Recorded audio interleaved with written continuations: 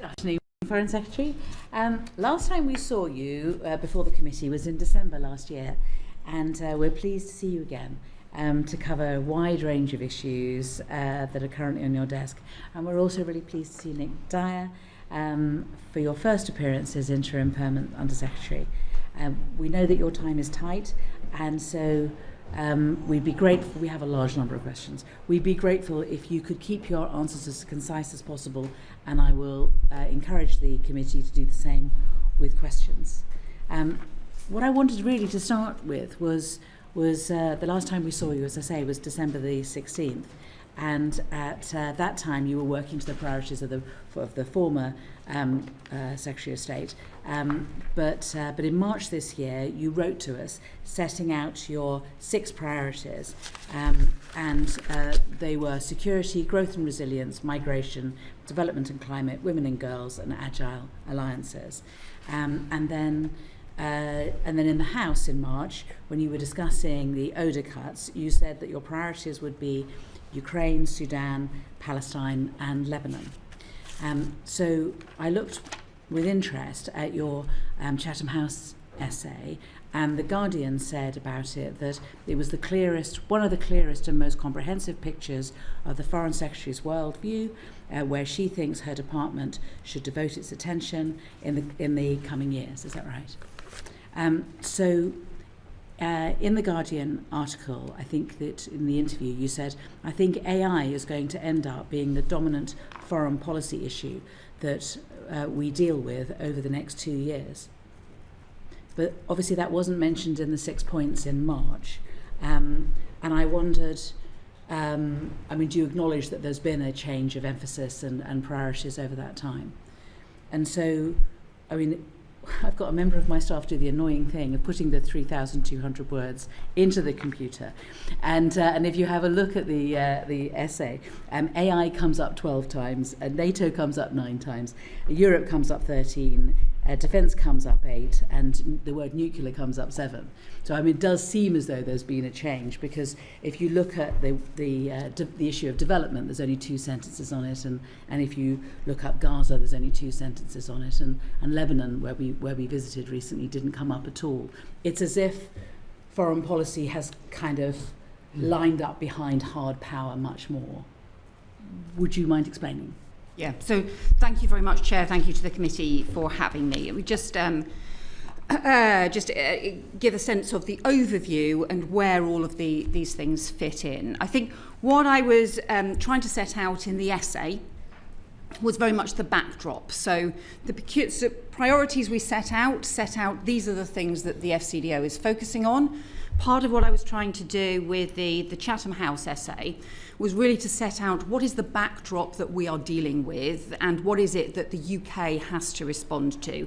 That is an increasingly dangerous world and a much more unstable world. So the reality is, in response to that, we are having to focus more heavily on security and on building Britain's strength and resilience in response to that. In fact, that security issue was very much reflected in the priorities that I set out. But alongside it, as well as talking about our security and how we respond to the dangerous world or the unstable world that we face, I did also say we have to be more agile in our alliances and use that effectively convening power, the soft power as well as the hard power, in how we respond to a more dangerous world, because we need to shape the world, not simply be trying to shelter from the storm.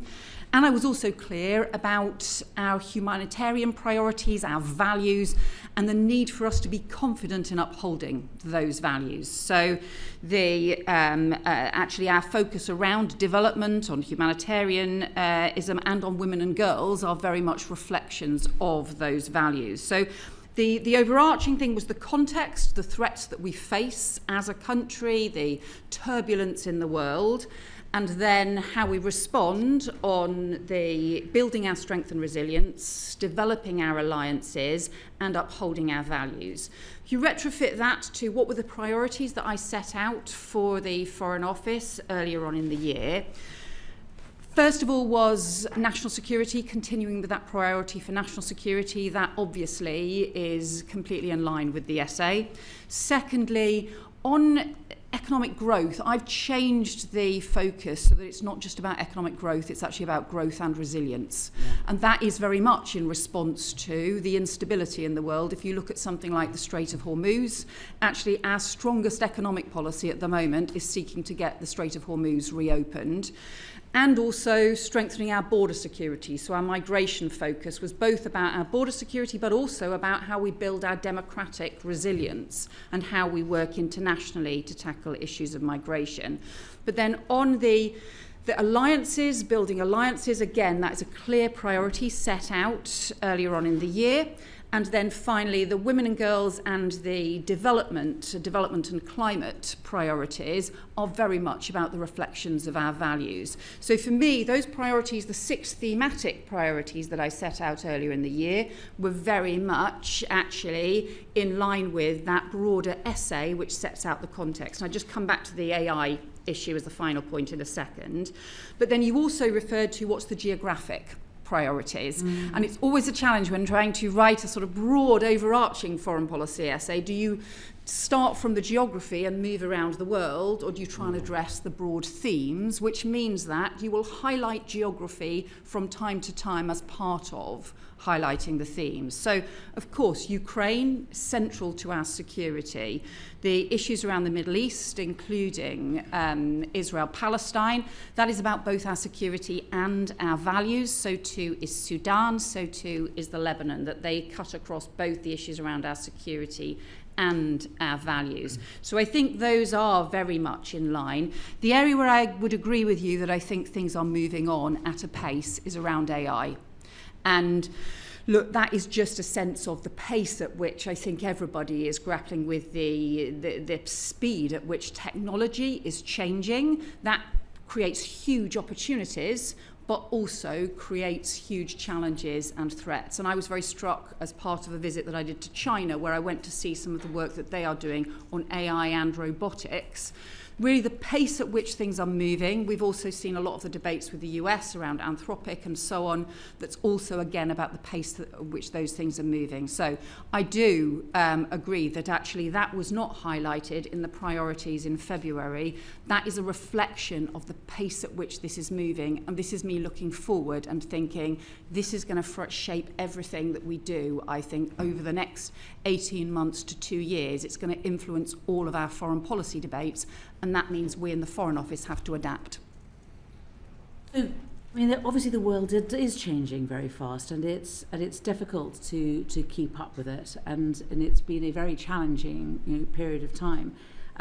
But I think that my concern is that all of these changes are happening. The changes to priorities are happening at a time when the Foreign Office itself is being restructured, and we're going to come back to that later.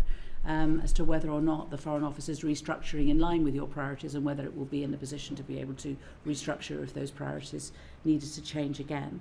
Can I take you to what happened yesterday, which with Donald Trump? I mean, so obviously you said that Iran's closure of the Straits of Hormuz is a direct threat to global prosperity, that Iran is trying to hold the global economy hostage.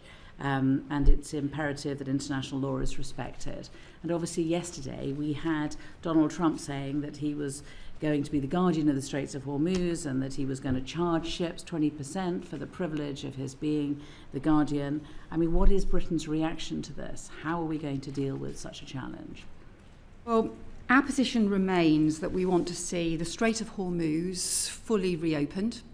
This is about an international shipping lane, and it's about the law of the sea. So therefore no country can do what Iran has been seeking to do, and they have been deliberately trying to weaponize the strait to hijack the global economy effectively. And what we saw happening is that there's currently three shipping routes at the moment. The northern route that goes through Iranian waters, the central route that's been the traditional IMO-endorsed route, which we believe is significantly mined at the moment, and then a new southern route only in Omani waters. The central and the southern routes are in Omani waters. And despite signing the Memorandum of Understanding, Iran decided to attack commercial shipping in that southern route in Omani waters. That's a violation not just of their own memorandum of understanding, it's a violation of Oman's sovereignty, and it's a violation of freedom of navigation and the law of the sea. So I think Iran has hugely overreached in they decided to claim that the memorandum of understanding gave them the ability to do this. Of course it doesn't. Totally undermines the law of the sea. And so now what we have is an increasing of pressure on all sides. We've got to refer the increase in the return to conflict.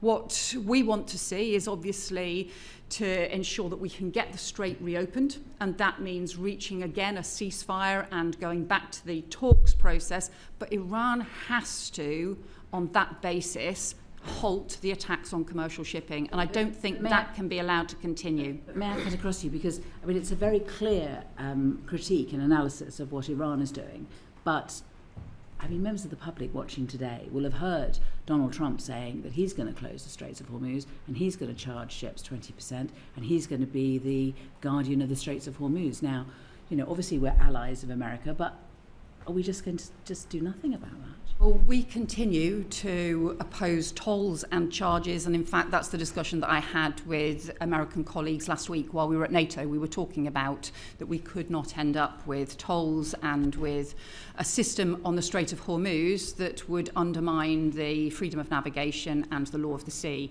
I think what we're seeing happening at the moment is the escalation of rhetoric around the conflict itself and the putting on of pressure, but our position remains the same. We support freedom of navigation. We are opposed to tolls in the Strait of Hormuz, just as we are everywhere else. I have pointed out to some of our international colleagues that the Straits of Dover is busier than the Strait of Hormuz and the Suez Canal put together. We, the UK, do not support tolls in the Straits of Dover, and so we make the same arguments everywhere else in the world. Anywhere where there are those restricted routes, where there are international shipping routes, need to be free from tolls and open for freedom of navigation. Can I take you on to another blockade? Because we had the ambassador for Cuba come in to see us last week, and I think this is also a question really, and you were talking about values, you know, about what is happening. The suffering of the Cubans, you know, that she talked about was really shocking. You know, the death toll amongst children has doubled since 2019. They have rolling blackouts. They can't get anything in. I mean, one gets the impression that Britain is avoiding being involved in relation to Cuba. Would that be fair? So it's true it's an area of the world we are not heavily involved in and what is exactly happening in Cuba, but we did support holding the UN debate on Cuba and the proposal to have emergency debate on that, because we do think it is important. We have raised concerns. We obviously have support through our embassy there, but if it is true to say that we are more heavily involved, obviously, in what is happening in Europe and what is happening in the Middle East than we are in what is happening in Cuba. I mean, obviously flights used to go into Cuba. Lots of Brits used to go to Cuba on holiday, and so it's a country that kind of people hold close to their hearts if they visited it. But I mean, when Hurricane Melissa hit the Caribbean, Britain sent aid to Jamaica, but didn't send aid to Cuba. I mean, it seems to be kind of part of a pattern.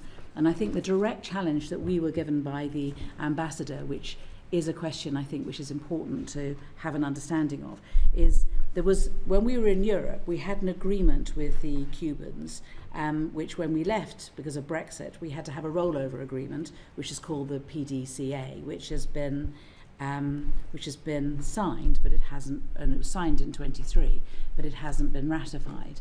Is there a reason why we can't ratify the agreement with Cuba? So I don't know the ratification process, so I'll need to get back to you on that, Chair. Thank you. And yes, I know it's been pointed out to me, I think that there's also an effect of what's happening in Cuba on British overseas territories. That is true. Because of Cuban refugees leaving Cuba and ending up in overseas territories. And I think, look, some of the issues that are shared right across the areas, including where we have the British overseas territories and also where we have the countries that we have strong historic relationships with, including members of the Commonwealth and so on. So, of course, there's an interrelation, and that can be around refugees. It can also be around the sort of wider economic and trade relations, and also, crucially, the security arrangements and relationships as well. So where you end up with, whenever there is a void and whether there is instability and insecurity, you can also have organised crime and organised criminal gangs, for example, that can exploit that and can have impact. So we have had some engagement, for example, around what's been happening in Haiti, exactly because of some of the risks and the impacts on other neighbouring countries as well, and looking at particularly some of those organised crime issues too.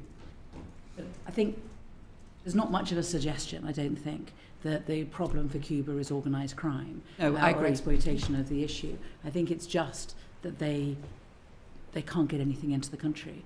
I mean, there has been direct aid going in from Canada and from the EU and from Spain. Will we consider joining them and giving direct aid to Cuba? We keep the emergency aid and the emergency humanitarian aid under continuous review, and that is important. So wherever there are particular crises, we are ready to respond. At different stages through this, we have had particular discussions with our consular team who are there to make sure that they have the support, and also discussed that with other countries as well. I don't know if there's anything to add on that, Nick. Well, we also give funding via other third parties like the START Fund, the UN, OCHA, and they also provide funding to Cuba. So I think it's looking at in the round in terms of how much. And I appreciate that that if we put it into a collective pot, but I think really at the moment it's really a question of, are we in a position to give additional assistance given how desperate the situation in Cuba is now? Well, as the Foreign Secretary says, we can certainly keep that in review and have a look at that. Okay. Can I just ask you briefly one other question, and that's about the ICJ advisory opinion. We asked the Minister many questions about this. I'm not going to go into all of this, but just for those watching, the ICJ published an advisory opinion on the unlawfulness of the occupation of the Palestinian territories.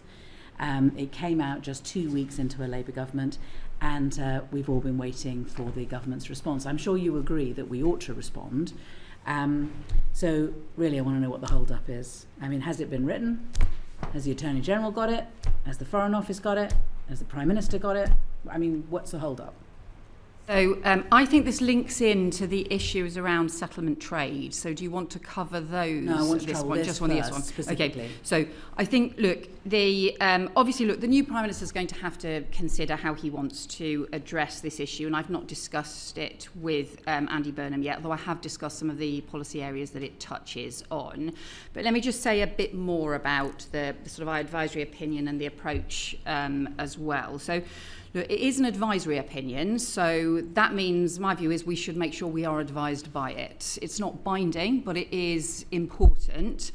And look, obviously, we do have to take our own decisions about how we abide by international law, but we should respect the advisory opinion and also its conclusions as we do so. So I don't think any other nation state has produced a policy document in response to the ICJ, but I think what we have to do is be clear about the way in which we're respecting the advisory opinion and also respecting it in the things that we do. And if you look at some of the key conclusions, that is around the different ways in which the occupied territories and the Green Line Israel should be treated, and about the different ways in which, for example, trade and economic trade should be treated. So that's why I think this goes into some of the things. So look, just in terms of the formal... I'm focusing on a document. I'm focusing on a response.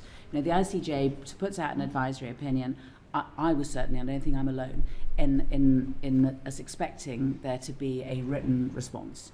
And we've been waiting for that document, and we were wondering what has happened. And 2 years on, nothing. We haven't seen anything, and we want to know where it is. First of all, I mean, is the Foreign Office going to write a response? Has it written a response? Has the Attorney General signed it off? Is the Foreign Office holding it up? is number 10 holding it up? So I think there is a question that we don't normally do formal responses to, as in documents or policy documents that set out a response to an advisory opinion report. Successive ministers have said to you, look, we are still considering this, we will respond. And so I think because we have said that, we do need to be clearer with you about the nature of our response. And so that's why I can give you some reflections today, but ultimately the new Prime Minister is going to have to reflect on exactly how he wants to respond to it as well. So that's why I can talk a bit more as and when you want to about some of the issues around the content of the advisory opinion, and then secondly some of the things that I think are the policy issues that flow from it. But just in terms of, we are in a slightly complicated situation at the moment, just because we are in the final week for the Prime Minister and a new Prime Minister beginning next week. And although, as I said, I have managed to talk to Andy Burnham about some of the issues that we have been working on settlement trade and on sanctions, I haven't managed to talk to him about this issue. And so I understand your frustration on this, but that's why, in terms of he will need to take a view on how we respond. But I am happy to talk to you about some of the content issues, including the way in which we should respond to some of the content in it. So just to be absolutely clear, any impression that we've got that that there was going to be a written response, that there was that our reaction to the ICJ advisory opinion was going to be a substantive document is wrong? I think it's wrong to say there would be a policy document in response, because no nation has done that and we would not normally do that. But in terms of us articulating to you, whether that be orally or whether that be in a written ministerial statement or in writing, I think you have been promised that through an extensive period, and therefore we need to do that. I can give you some reflections that would contribute to that today, because I recognise that you have waited a long time and you have asked these questions over a long period of time. But I am also conscious that because a new Prime Minister is about to take office, there will be some things that he will also want to reflect on in terms of the way in which we respond to you. Who should we go to first? Shall I go to first? Yeah.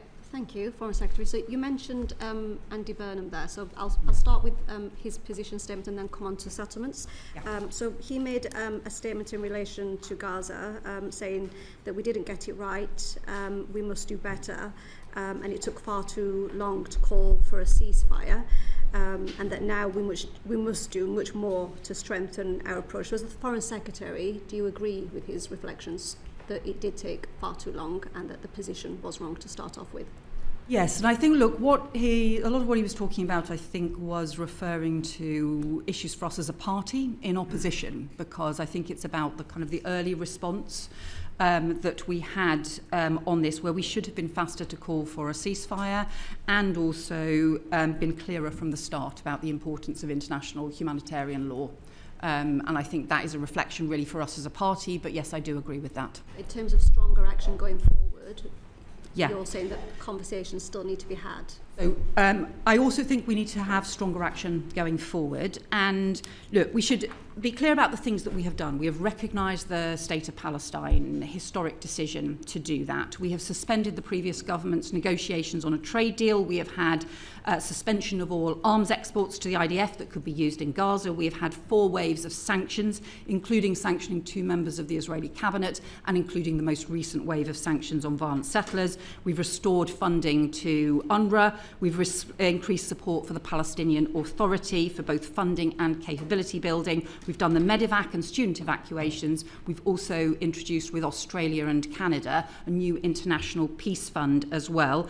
And we've been strong advocates for the peace process. And I met the Palestinian Prime Minister yesterday, again, to discuss what we need to do the next steps, because I am deeply worried both about what is happening in Gaza and the risk of the 20-point plan running into the ground, and I'm really worried about what's happening in the West Bank with the settlements and the settler violence, some of which is clearly settler terrorism as well, and is a part of a deliberate strategy to undermine the viability of the two-state solution which we believe in.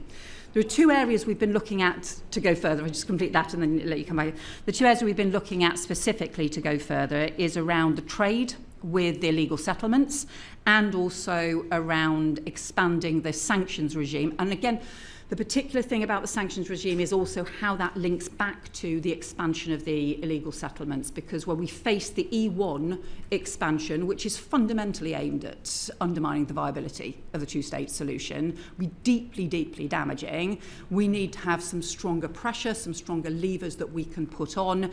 The ability we have at the moment to put sanctions on is limited, but we think, and I've been working on this for some time, we think there are areas that we should go further on this. Okay. So in our previous session in December, where you came to give evidence, you said back then in relation to banning settlement goods, because the Select Committee made recommendations in our report to yourself, where your response was, we've not followed the approach that the Select Committee has taken on a ban on settlement goods, not least because of the complexity of this and because we do not think that this is the right approach going forward. And obviously since then we've had the settlement debate where the Minister for Trade has said we will actively consider now 4 different areas to ban goods and services going in and out of Israel. So why was it not a good thing? Why was it not the right approach back then? And could you have made a different decision in December, given that now we're at a different position now? Have you merely changed your position because of the pressure? So I think there were 2 things that were consideration back in December. The first was, at that point, we were still seeking to support what I think we hoped in the autumn was a process that was going to make progress towards a two-state solution. So the fact that we had the 20-point Gaza peace plan, the fact that the 20 points explicitly link into the Palestinian Authority ultimately taking over in Gaza as well. So there was references as part of that internationally supported 20-point plan effectively towards the two-state solution. We obviously, among other countries, had supported the recognition of the state of Palestine, and it felt there was a huge amount of work underway, including involving the United States, including involving many different countries, to put that pressure on. What we've seen since then, and I think the other thing is, look, there are practical difficulties with this, and I can go through some of the practical difficulties we've been working to overcome. I think the things that have changed since then has been the total blatant disregard by the Israeli government for any of these processes, and in fact actually they've been doing the opposite. They've been accelerating the work around the illegal settlements and pursuing the action in not just the West Bank but also in Gaza as well, the humanitarian restrictions in Gaza. So do you mind sorry to cut in, but I mean I think that the difficulty is that the settlements were continuing and the intimidation was continuing on the West Bank during the very worst times of what was happening in Gaza during the 20-point peace. I mean, it's not as though everything stopped in Gaza. It's in the West Bank. The pressure continued, and indeed, many felt that whilst we were all looking at Gaza, that more was happening on the West Bank, which was why this committee recommended as strongly as we did that we had to do something about the West Bank, and we had to stop trade at that point. Sorry to cut in, but I just wanted to look, I recognise that. I'm just explaining that we I think in the autumn we're seeking to try and leverage a diplomatic process that at least in Gaza did seem to be delivering some pressure and some progress. By Christmas, it became clear we then had, we raised a series of concerns through the Christmas recess, through into the new year as well, about what was happening both in terms of the settlements and also in terms of the humanitarian crisis that was continuing in Gaza. So it became clear actually into that period how difficult this was going to be and the risk that we were going backwards. The second thing that I think has changed has been other countries have sought to make some progress. And so therefore, we've always said we should work with international allies on this. You have, I think, Spain, Ireland... Foreign Secretary, on that point, why are we watching other countries take the steps first? Why are we not leading, and why are we not taking the action and bringing other countries with us? Because if we note other countries, Spain, Belgium, the Netherlands, they've all been more proactive than us on this particular issue.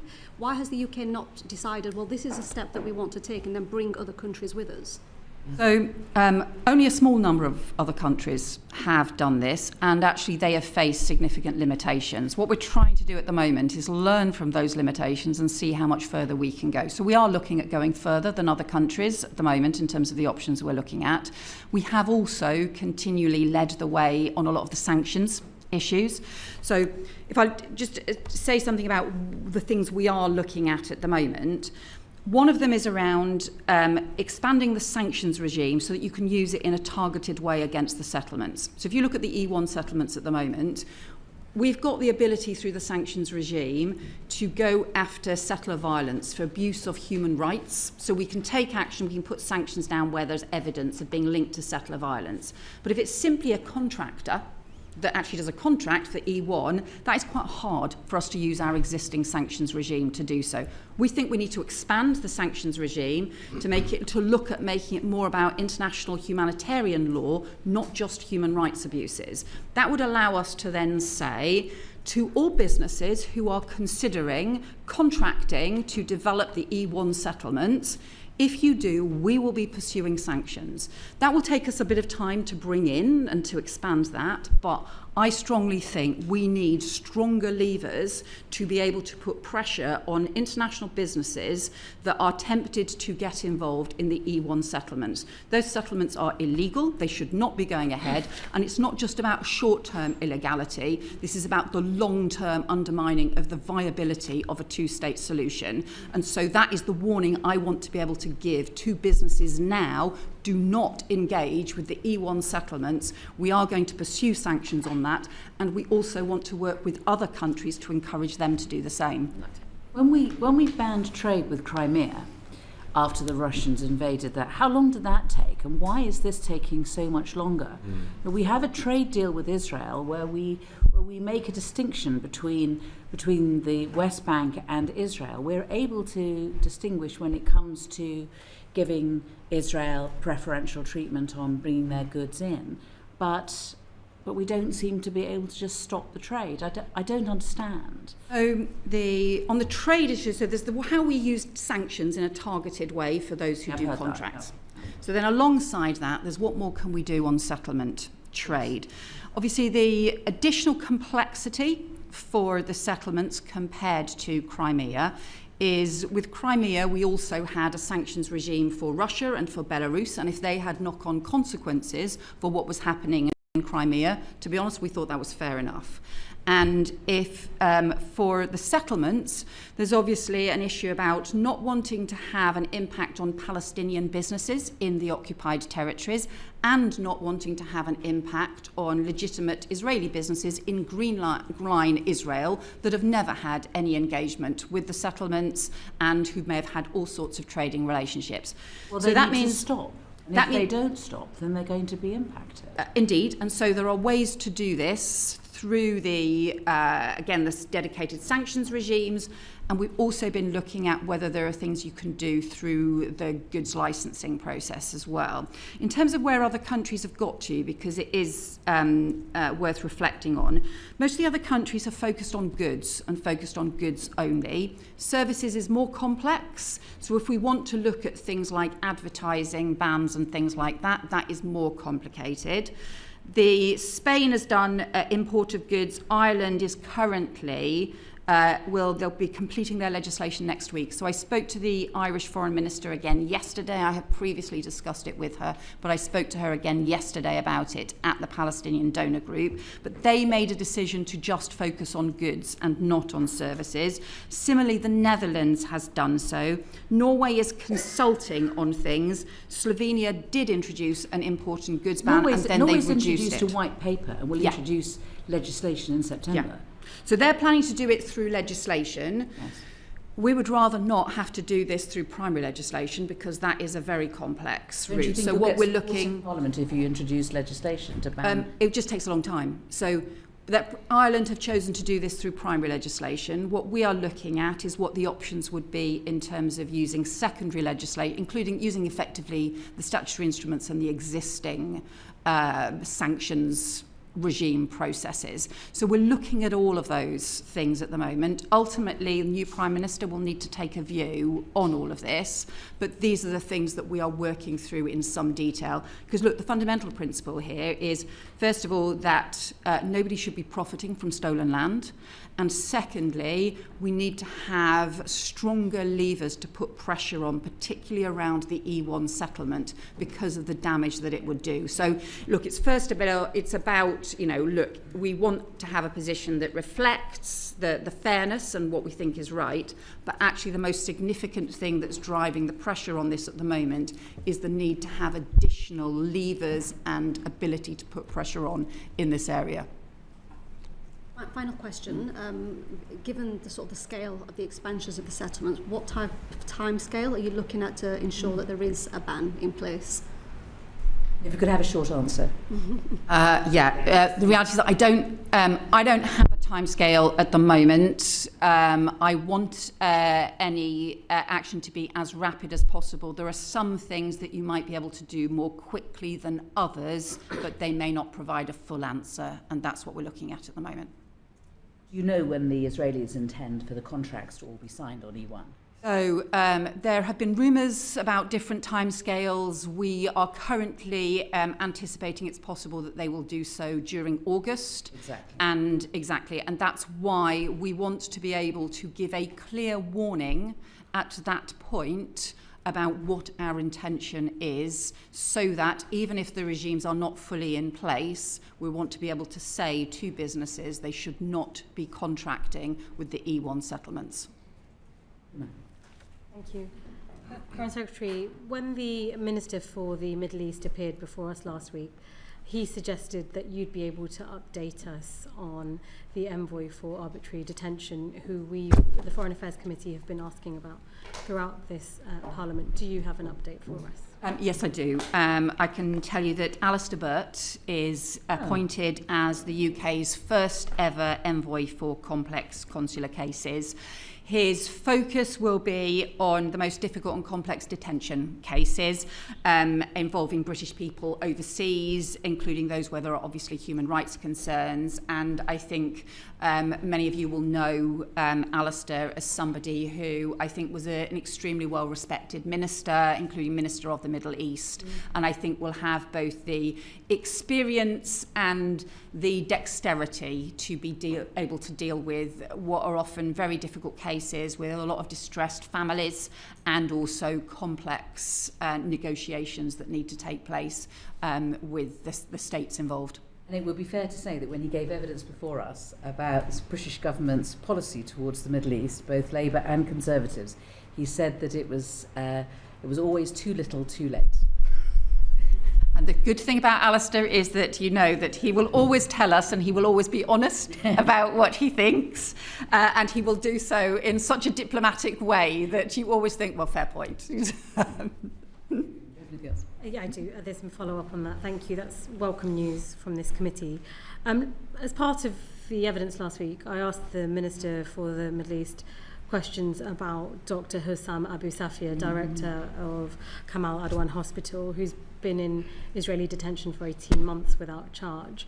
The UN has deemed his detention arbitrary and called it a flagrant violation of international law.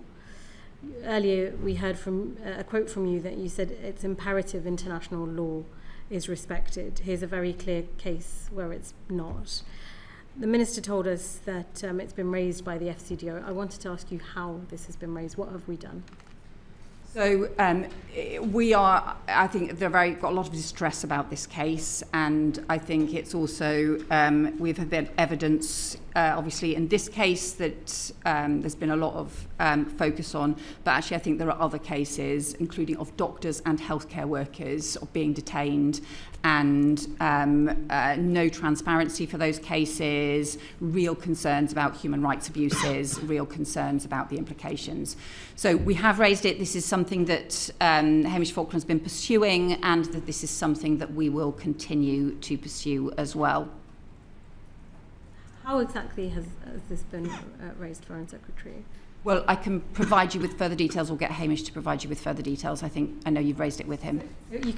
We'd welcome you writing to us. So the Minister told us that questions of specific crimes against doctors or anyone else, it's right that those international mechanisms, or indeed Israel's own accountability mechanisms, take place.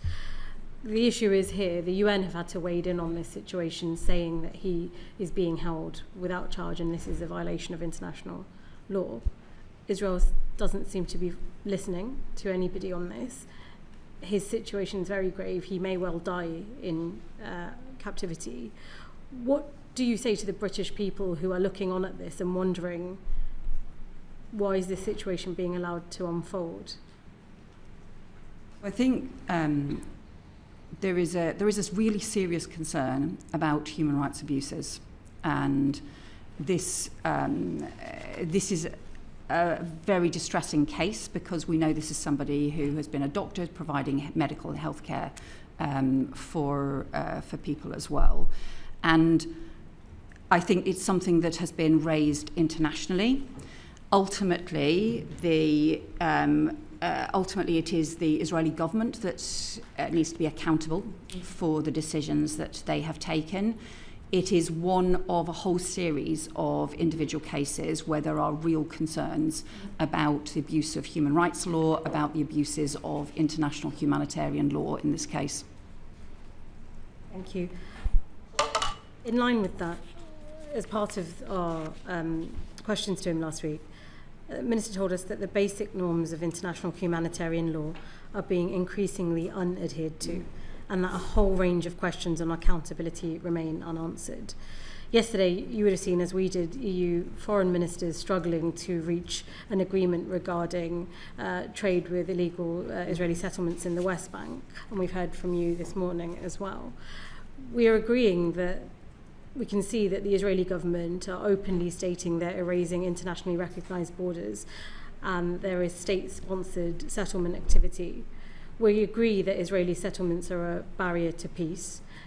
There is round agreement with counterparts that they are illegal, but we're still finding reasons for why we're not banning trade with illegal settlements outright. The incoming PM has said we've got it wrong on Gaza. What do you say to all these things as the current Foreign Secretary? Because I'm aware some of this predates your time. Yeah. So I think there's two issues there. There's the settlement trade, and then there's the wider international humanitarian law breaches.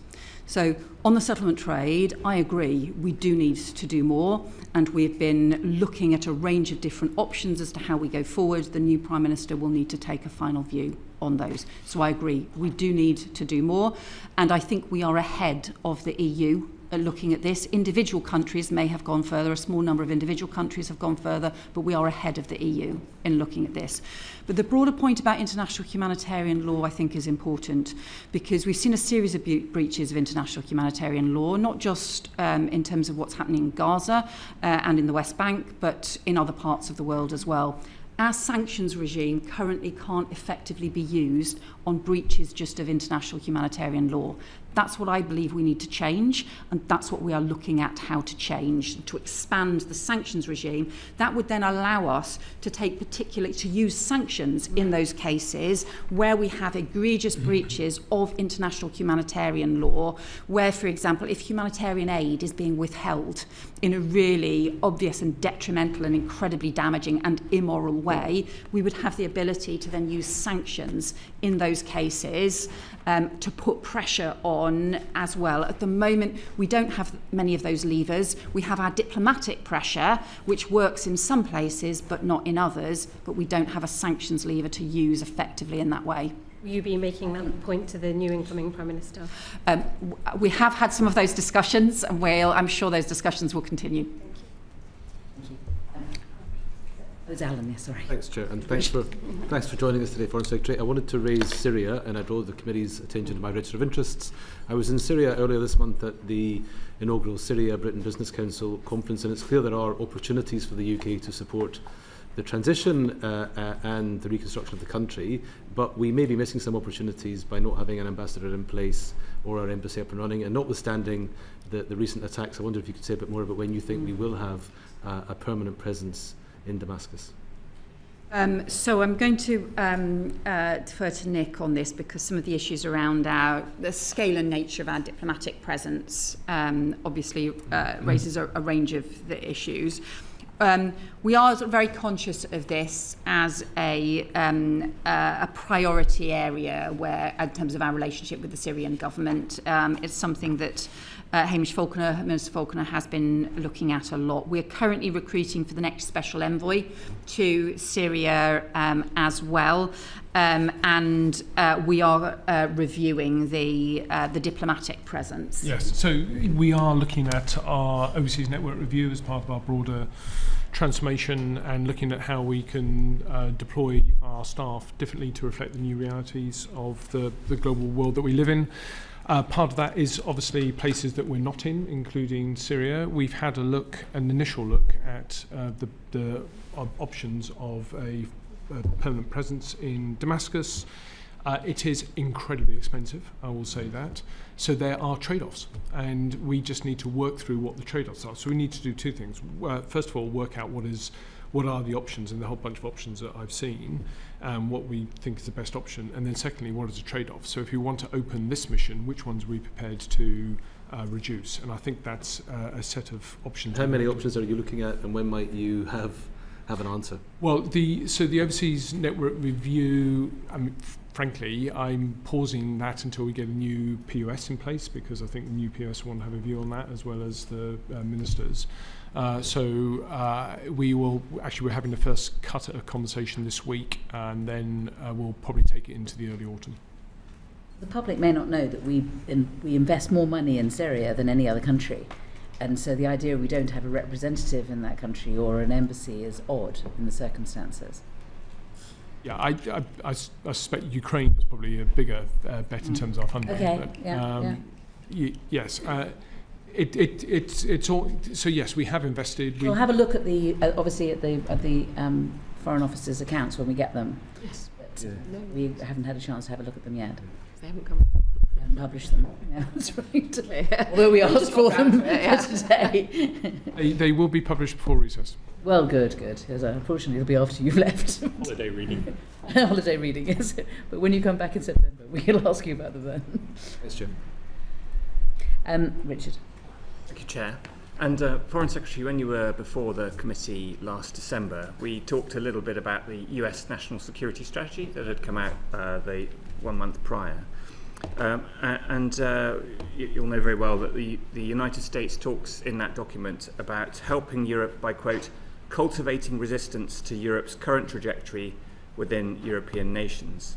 How have you found that the US has been cultivating resistance to our current trajectory in the time that's elapsed since the last committee meeting with you?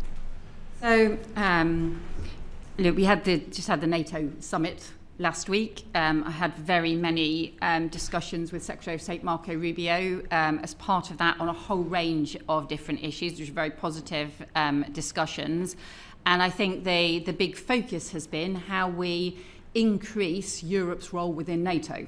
And I think that's exactly what we've delivered, and working across European countries, strengthening. So the US remains a very important partner in NATO, and the agreement really was about a stronger Europe within a stronger NATO, but Europe has to do much more to carry the weight, in particular in the face of the increased threats. So I think that has been, in my sense, has been the biggest focus from the US on Europe over the last 6 months, has been ensuring that actually Europe does go further. So Europe and Canada together have substantially increased the funding for NATO, for defence as well. And that really has been an agreement, because I do think the reality is we had all relied on the United States for too long. And Europe, including the UK, does need to step up. Thank you. And at the NATO summit at Ankara last week, Trump threatened that Greenland, quote, should be controlled by the United States, not by Denmark. How has this acquisitiveness from the Trump administration in relation to the territory of a NATO ally affected the US-UK relationship? Yeah, so obviously this first became the focus back in the late January, early February of this year. The view we strongly took and was shared by most of all our European partners as well was the Greenland is part of Denmark. Greenland's sovereignty, or the part of the Kingdom of Denmark, the sovereignty lies with Greenland and the people of Denmark and the people of Greenland, and it is for them to decide and for Greenland to decide its future, not for the United States to do so. That's been our strong principle of sovereignty. What we also did alongside that was work again with our allies on developing a multilateral response to Arctic security, because some of the points that the US had made were about Arctic security. Well, Arctic security is a shared issue, because if you want to defend the US against the Russian Northern Fleet, the crucial thing is that area of water between northern Norway and Iceland, between the UK and Iceland. And so the crucial issue is, how do you defend that in a maritime way? And therefore the role that the UK and Norway play is fundamental to the defence of the North America as well. So that's why I went to the north of Norway with the Norwegian Foreign Minister while we all pressed for a new Arctic sentry as part of NATO, and that has what's been agreed. And that's now what is operating. The Carrier Strike Group was operating as part of that very recently. And I think that has been really a combination of us defending principles and also coming up with a practical alternative way forward to stop NATO fracturing, bluntly, and to make sure that we pull NATO together around Arctic security. And part of that sort of effort to pull NATO together, I suppose, might have explained the extension of NATO's nuclear sharing arrangement. So last June, the government announced that the UK would, alongside 7 other NATO countries, would acquire dual capable aircraft capable of carrying nuclear weapons. I understand that we heard last week in a defence written question or answer that the F-35 aircraft won't now be delivered to the UK until the early 2030s.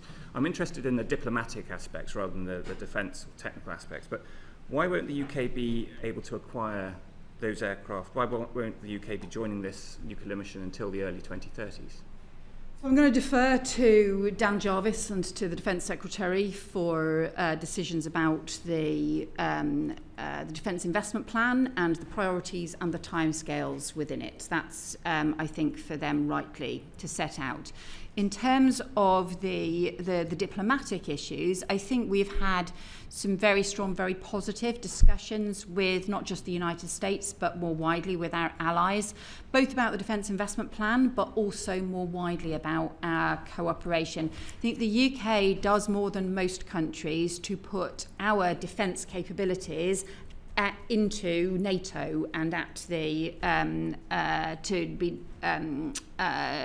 part of the NATO response, and we do more than a lot of other countries in terms of doing that, and that's what we will always continue to do. So I think we're the 3rd biggest contributor in cash terms to NATO, and our support and our role in NATO will continue to be incredibly important. Thank you, Chair. I think probably the summit in Ankara was a success considering all the problems the Americans suggesting they might cause there compared to everything else. You talked about some of the areas the UK was cooperating with allies to have a stronger Europe inside a stronger NATO. There was a few areas I noticed where the UK wasn't cooperating that we might have done. So the critical raw materials project, the Halo Space Initiative, and the 155mm artillery areas, all things that arguably the UK would have a role to play. I just wondered, in your time at Ankara, what was the discussions around the reason why the UK was not participating in these areas? So none of those areas were raised with me as issues by any of our allies. And again, I think the sort of detailed decisions in terms of priorities obviously is a matter for the Defence Secretary.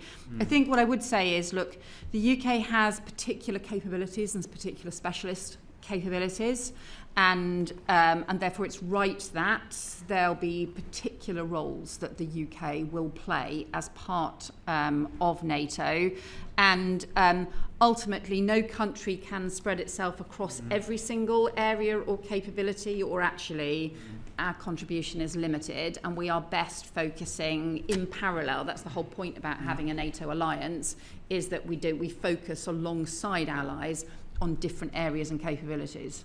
You don't think space might be that area? We had the UK's contribution to space at Armed Forces Week here a couple of weeks ago. Is that not something that we should be cooperating more with NATO on? I'm going to defer to the Defence Secretary on the nature of our defence cooperation on space. Fair enough. Zelensky made a lot of Ukraine's defensive capabilities and the contribution they were putting forward to European defence, which I think is absolutely justified.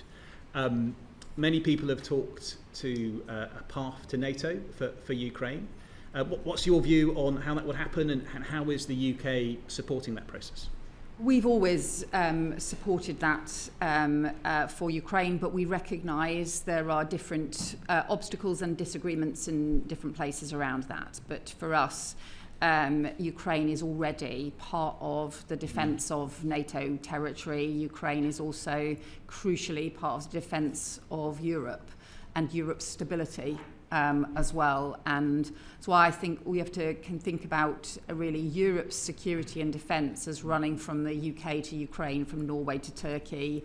It's that crucial role that they play, and their resilience in this conflict, the sense of us moving now actually into a new phase where Russia actually is on the back foot as a result of Ukraine's resilience and strength that's been consistently underestimated by Russia, and also the support of Ukraine's friends. How might that roadmap look for Ukraine getting into NATO? I mean, there's some people that have said that the peace process might preclude that. Do you have a view on how the mechanism might be for the Ukraine to become? No, I think that's not been the focus of discussions at the moment. There's been more focus on the Ukraine, and the EU has been more of the focus in those terms. Thanks. You mentioned in your Chatham House speech that we need to build global alliances to strengthen our country's security, and that our national security is linked to our economic security at a time when we're seeing energy weaponised, chokehold and critical minerals. Can you say any more about the kinds of alliances you think we should build, and how the UK can keep the global economy open? Yeah, so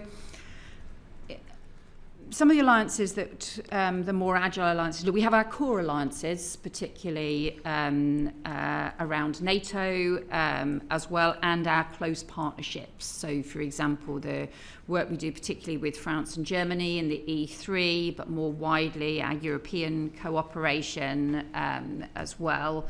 And we are obviously a P5 member, so there's areas of Five Eyes member and so on. There's those structures that endure. I think the point I was sort of making was that we increasingly need to work on an agile basis on different things. Some of the ones that we've focused on so far have been the Coalition of the Willing, which met again in Paris this week, on Ukraine, the multilateral maritime mission, which is about having demining capability and reassurance support available to reopen the Strait of Hormuz. That is sadly currently not the point at which we have reached at the moment, given everything that's happening in the Strait of Hormuz at the moment, but nevertheless I think remains important, and a coalition around freedom of navigation. I would say that is an economic policy, and that is an economic security policy, because it is a chokehold on the economy that's taking place at the moment. We've also got a new alliance of countries around violence against women and girls that we have drawn together as part of an international violence against women and girls coalition on how countries can learn from each other. Includes Spain, includes Jamaica, includes Morocco, a series of different countries there as well. You're referred particularly to some of the issues around the economic security and partnership. We've been interested in working, for example, with countries like Japan and South Korea and Australia and Canada, where we're countries that are outside any of the big trading blocs, but where we have some shared interests around things like maritime freedoms, around things like critical mineral supply and so on from different perspectives. So there's different areas I think we can explore and do a lot more in this area. How easy is it to shift resources, even from where you're sitting, to pick up some of those opportunities?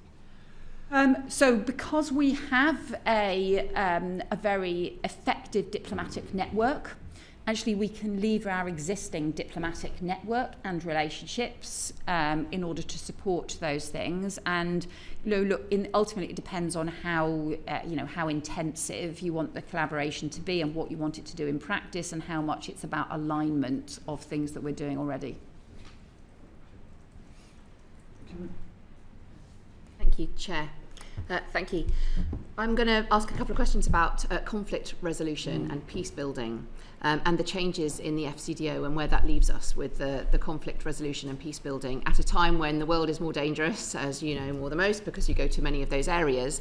But also it seems from the outside as though defence capability is being ratcheted up at the same time as conflict resolution and peace building is being brought down with the cuts. We are flying a bit blind as a committee here because we haven't got the annual report, but there have been some rumours and some reports of what's happening within the department. So the Integrated Security Fund, we know, is being reduced from 965 million to 438 million. The Gender, Peace and Security line from that seems to have been cut. The Western Balkans line, as well as other lines.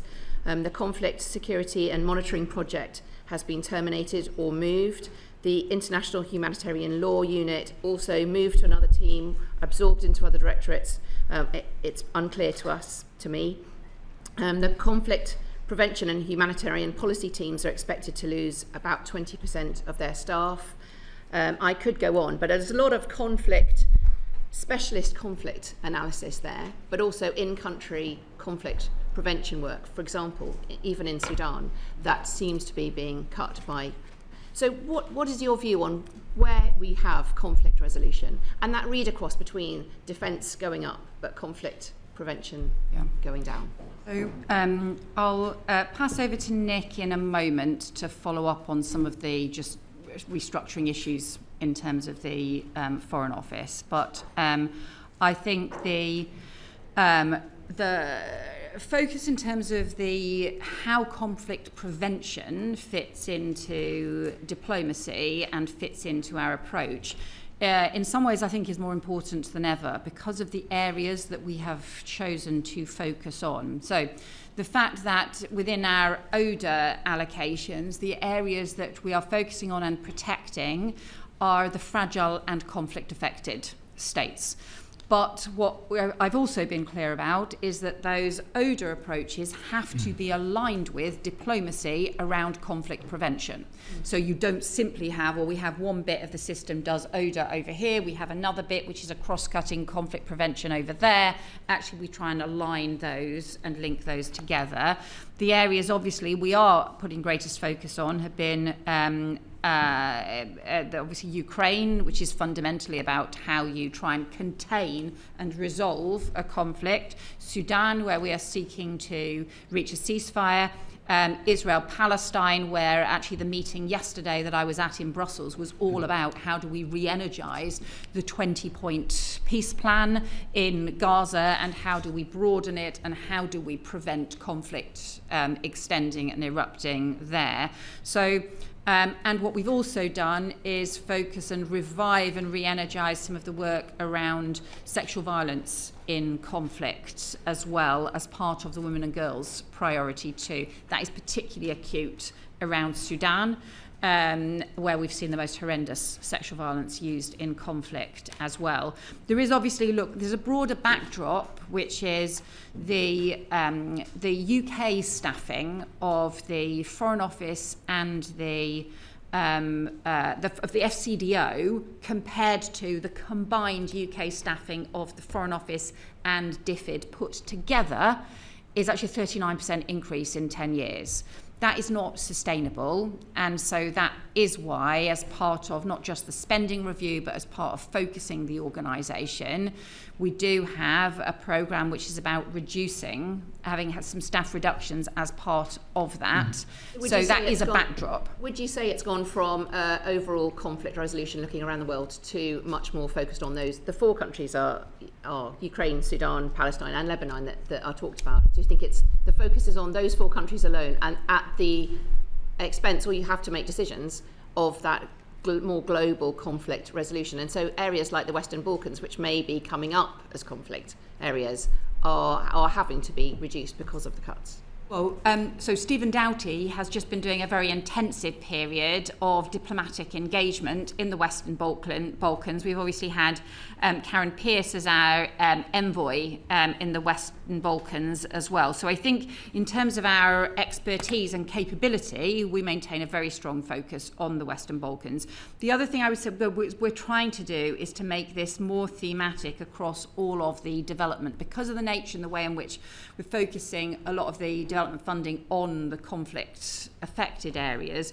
So as part of the reforms that Jenny Chapman has been working through, setting up a new community of expertise, we've called it, but it's effectively about a network of expertise on violence and conflict support and atrocity prevention to operate right across our overseas network, so that we're actually providing that support in country in all of the areas where that is significant and relevant. But Nick probably should say more about that. I think the Foreign Secretary has answered that well, because I was going to mention that community of expertise where we have made expertise available across the whole of the organisation.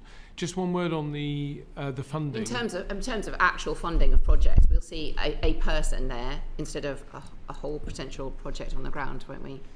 Well, these communities of expertise come with people. They also come with facilitation to actually do projects and programmes as well. So it depends on what the choices will be. But just on the ISF, one thing I would say is that whilst the ISF has received a reduction, the FCDO also received additional non-ODA funding through the SR. So we got a £200 million non-ODA budget, which was new for us. So we've also looking at that in the context of the ISF and looking at the ISF and the non-ODA budget together.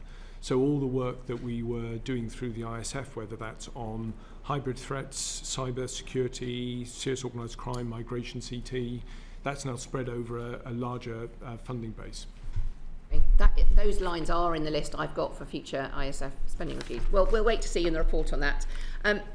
My second question is about the G20. So what are you going to be your priority areas for the G20? Will you be including debt cancellation in that, taking forward the work done of partnership from the Global Partnership Conference, and will it include a route back to 0.7 over maybe 10 years? I know it can't get there straight away, but will that increase in ODA be part of the work of the G20?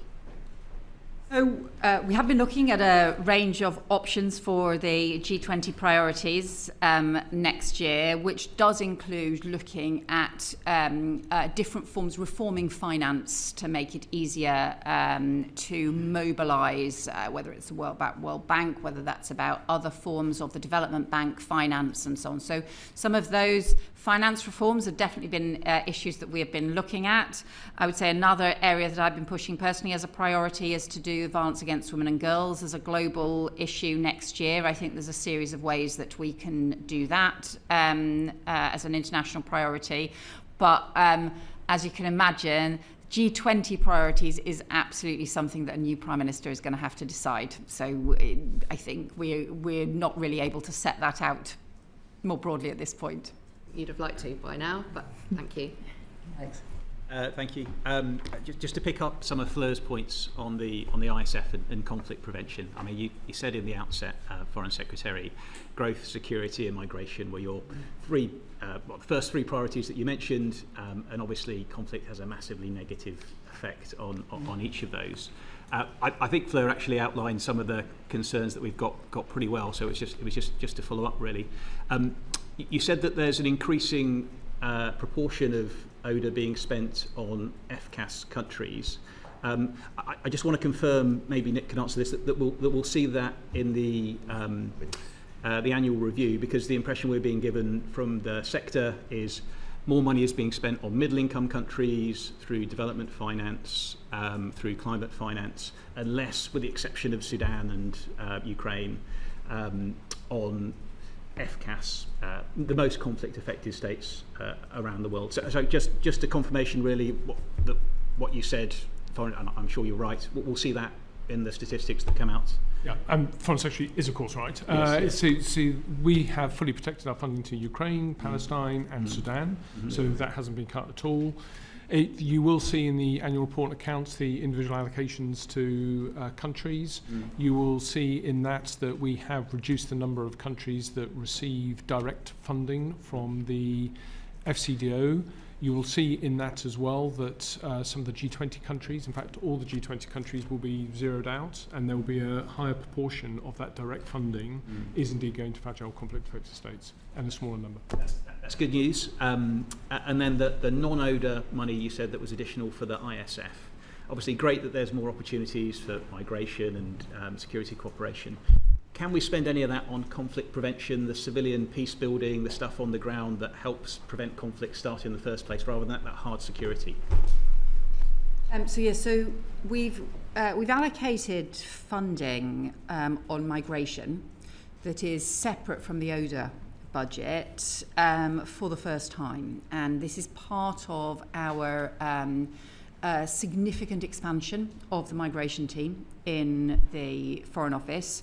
And alongside that, I've been developing effectively a migration discussions with foreign ministers. So very often the issues around migration are simply seen as issues for interior ministers, for Home Office ministers to focus on, whereas actually what we know, if you really want to talk about prevention, if you want to talk about some of the international issues that impact, or support returns agreements, or support diversion, or support for refugees in the region, you need to see this as a foreign policy priority. So that's what we've been doing, and that has helped support increased law enforcement cooperation.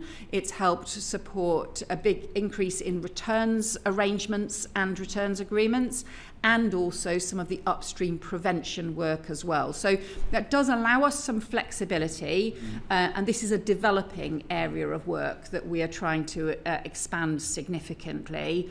And that does give us some flexibility to do more of that prevention work where we're clear that it does actually have an impact on migration, because sometimes you can identify projects that look really good but they don't necessarily have any impact in terms of preventing dangerous journeys. So I really welcome that. Slightly, my question was slightly different. Of course, another great way to prevent migration is to prevent conflict, so fewer people will be fleeing from the conflict. Are we going to see any of that money spent on peace building, mediation, conflict prevention, civilian programs that we've seen in lots of parts of sub-Saharan Africa and the Middle East in the past that have had successes? There is no reason why those who are getting direct program funding for those fragile conflict affected states can't use it on activities like that if they think that is the best priority and use of the funding. So yes, in terms of the non-ODA and ISF, similarly, as we are working through what the options are in terms of how to spend all that resource, then that would fit very much as one of the options for that funding, yes. Thank you. Afra. Thank you.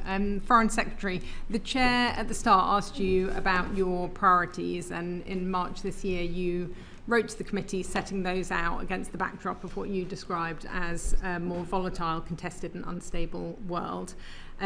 I welcome the government's continued support for Ukraine, which has been rightly steadfast, but beyond Ukraine, Many would argue that Britain's strategic position has deteriorated rather than strengthened. Your government has approved the Chinese super embassy in London despite serious security concerns about the potential for espionage, pursued the transfer of sovereignty over the British Indian Ocean territory, weakening Britain's strategic position in the Indo-Pacific, overseen relations with Israel deteriorate to the point where high-level communications are now described as non-existent at a time when engagement is vital to securing a lasting peace, overseen the UK's fall in the global soft power rankings, not to mention the government's disastrous decision to appoint a known close friend of a prolific paedophile to one of the country's most important diplomatic postings. So given all of that, by what objective measure would you view your foreign policy has made the United Kingdom more secure, more influential and better placed in the world?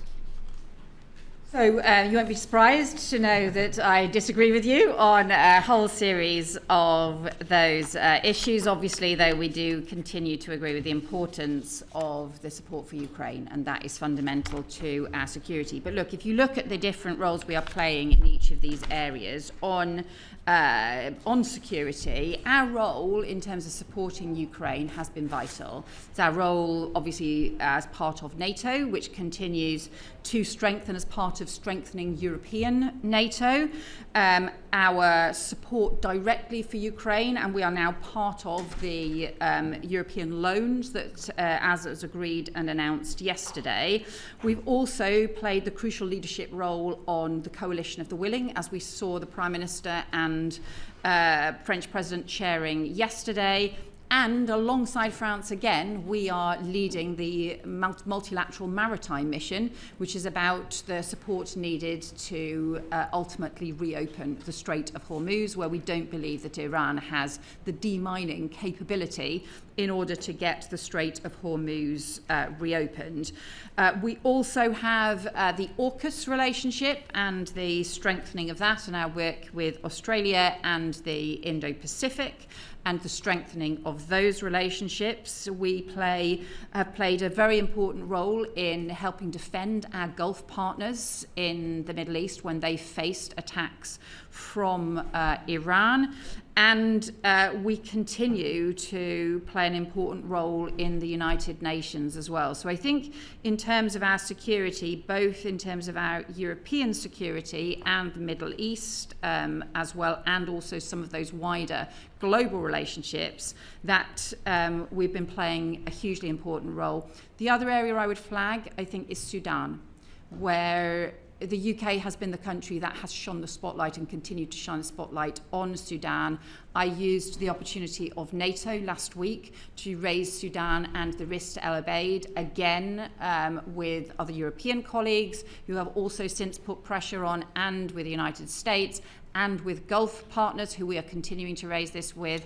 And the Prime Minister also raised this with President Trump as well. So we are also playing an important role, I think, there in what is probably the worst humanitarian crisis of the 21st century. Thank you for that, and thank you for raising Sudan. I wanted to pick up specifically on the British Indian Ocean territory. According to the minutes of the Mauritian Cabinet meeting on the 10th of July, the UK has informed the Mauritian government that, and I quote, a new UK Prime Minister was likely to be appointed by the 20th of July 2026, but the UK policy with regard to the Chagos archipelago was unlikely to change. Can you confirm that the new Prime Minister does indeed intend to continue the deal on the terms agreed by the Starmer government, including the roughly £35 billion cost to the British taxpayer? And can you clarify whether this assertion made by the FCDO to the government of Mauritius was based off access talks that the next Prime Minister has been involved in? Yeah, I think, look, all of your figures are not right, and look, this has been a long, ongoing discussion. Look, let's go back to what the issues are with the Chagos Islands. The important issue is that we can on time, yeah. And I think well, probably all of us here know the issues, but what I'm really keen to understand is whether the bill is intended to be brought back by the new Prime Minister in the same form, and whether he has been involved in these talks with the Mauritian government. That's a matter for the new Prime Minister. He will set out his position. It's not an issue that I have discussed with them. The fundamental issue here is how we make sure that the capabilities around Diego Garcia, the capabilities that we have and the basing that we have is protected, and its security is protected, including from threats, whether that be security issues around China, whether that be security issues more widely. The important thing is the security is protected. We set out as part of that, a treaty that would be the effective way to do that. It's currently something that we are continuing to discuss with the United States. So those discussions will continue, and the new Prime Minister will take a view on those discussions. You're not aware whether the assertion made by the FCDO came I don't think that's an accurate description of the discussions that took place. Okay. I think that, so I think you've got different inaccurate reports. And I'm imagining that what your answer is probably going to be to this as well, but I just want to check whether you're aware whether the US administration has been engaged with by the new incoming Prime Minister in terms of the Chagos deal. Not that I'm aware of at all. And just on Chagos as well, can you confirm whether Mauritius is going to receive any of the money that was pledged in the government's treaty this year, even if the legislation hasn't been passed in the UK Parliament to implement the treaty? Look, we are currently having discussions both with the US and with Mauritius, and we said that we wanted the US agreement to the approach because, of course, that this is about shared capabilities that we have. We have set out what we believe to be a sensible way to address the security risks and the legal risks to the base. There's no getting around what those security challenges are, and we have a responsibility to ensure that the security there is protected. We'll continue to work with both the US and with Mauritius, but this is an issue is not yet resolved. So it's possible that money may be passed over in the budget, even if it doesn't go through? We haven't set out any proposals for that. The issue is not yet resolved. Those discussions are continuing. Just moving on to a totally different topic, you'll be relieved to know.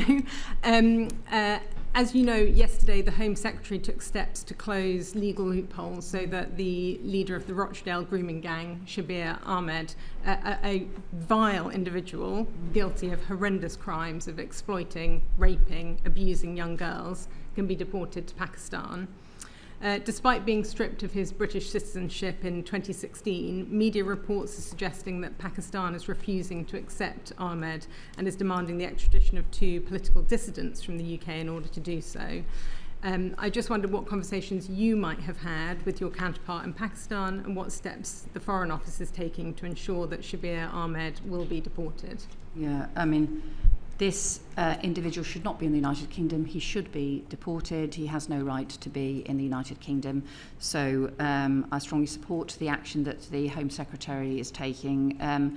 Look, this is something we have repeatedly raised with Pakistan and will continue to raise with Pakistan.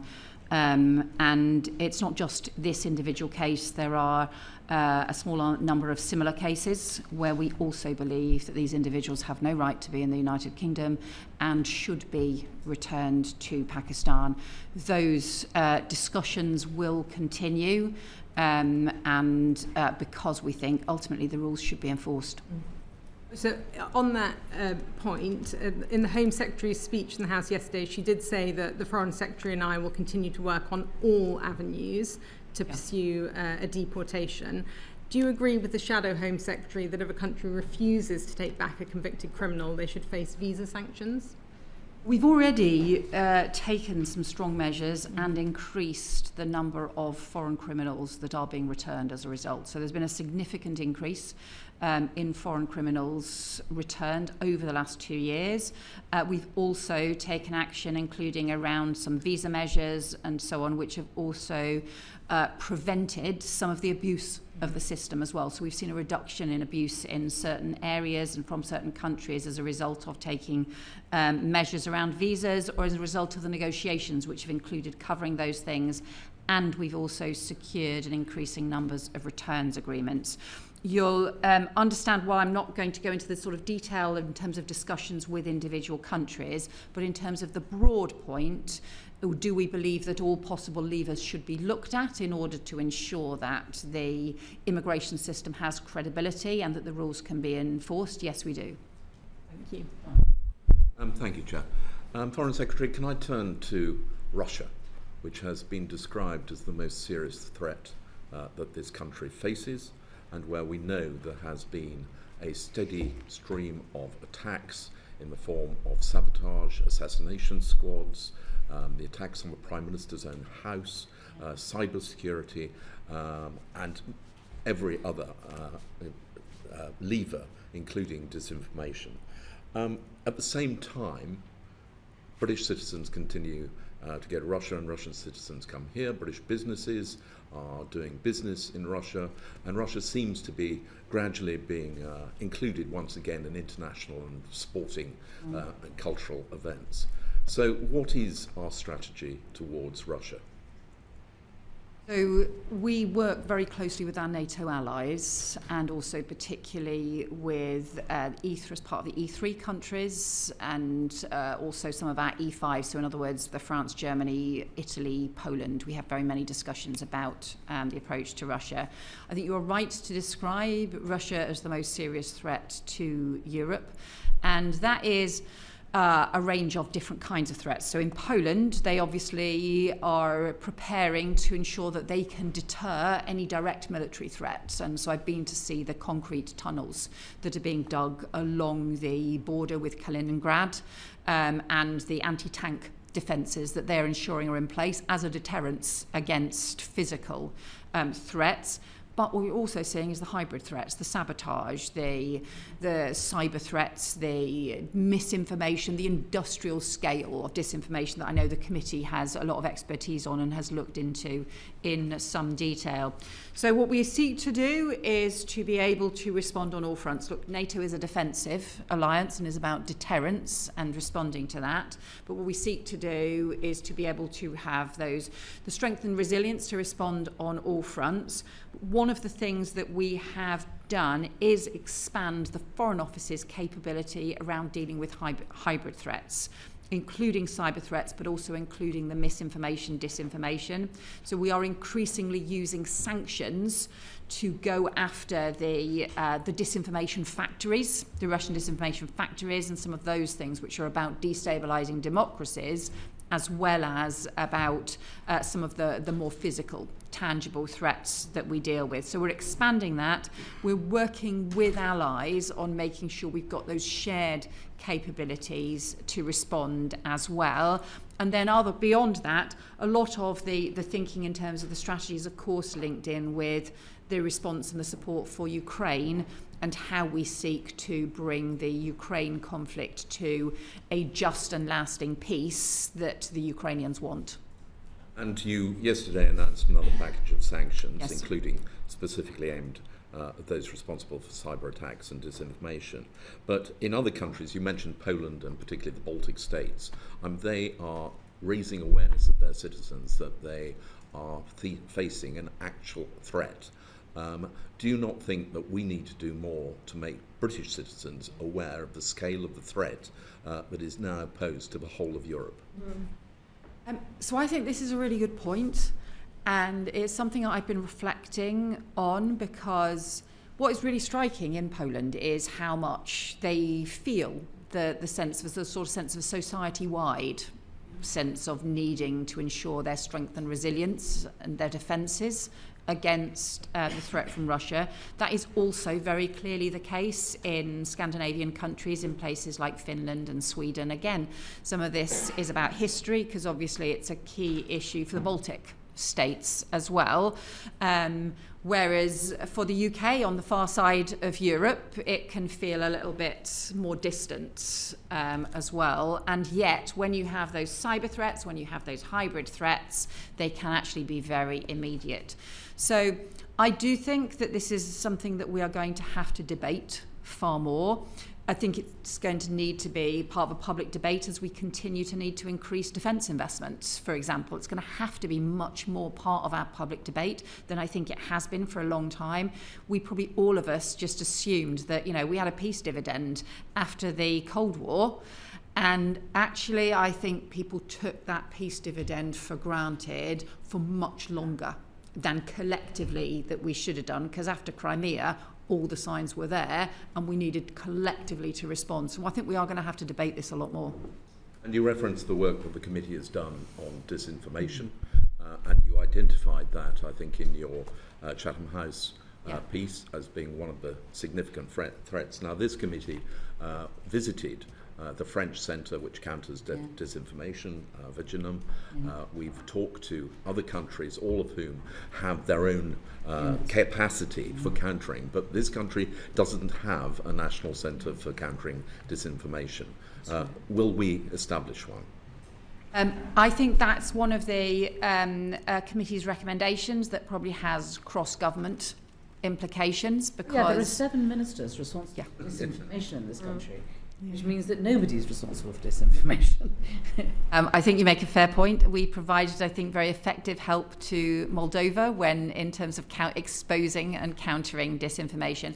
There is specific work that we do now in the Foreign Office, which is about being able to identify where you've got the those effectively industrial disinformation efforts, and to be able to expose them and to be able to sanction them. So that, I think, is our part in this response to disinformation, is to be able to identify, to expose and to sanction. You're right, look, there are other aspects to this, but our focus is on the effectively the foreign instigated industrial scale disinformation. If it's an argument, look, we all have a strong tradition of free speech in this country. People can say things that are wrong in this country, but there's a difference between that sort of freedom of speech debate or people saying things that are wrong, and that is part of our normal democratic arguments and debates. There's a difference, however, when you've got foreign-funded industrial-scale disinformation, and that has been our focus. Indeed, and I just want to take you back to what you said right at the start, which is AI. I've seen recently evidence about how Russia is successfully poisoning or grooming, whatever word you like to use, large language models, so that they become a vehicle for disseminating Russian disinformation. Now, is that something which you are concerned about, and are you talking to the platforms about what they can do to stop that happening? Yeah, this is something I am very worried about. It's something that obviously DCIT is engaged with, that the Ministry of Defence is engaged with, that the Home Office is engaged with, as well as the Foreign Office. There's masses of opportunities on AI, and that includes, for our defence capabilities, huge opportunities in terms of the use of AI, and also partnerships and huge opportunities in terms of our economic growth as well. But the point that I made in the essays, it seems to me that this is analogous to the debates 70 years ago around nuclear safety.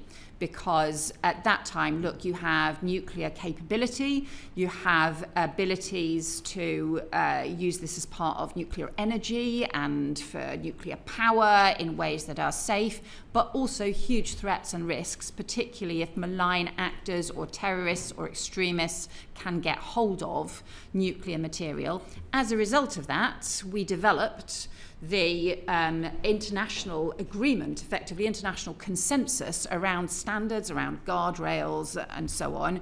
And look, some of what drove that was everybody's understanding of the toxic threat because of the experience of Hiroshima, and recognising, therefore, what would happen if that capability reached the wrong hands.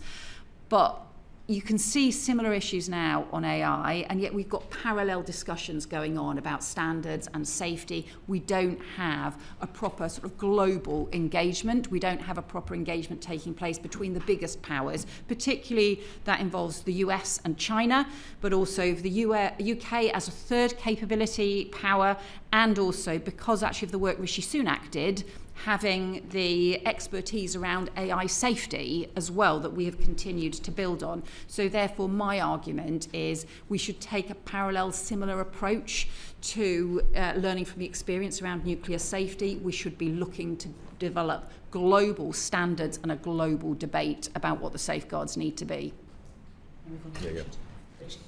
Thank you.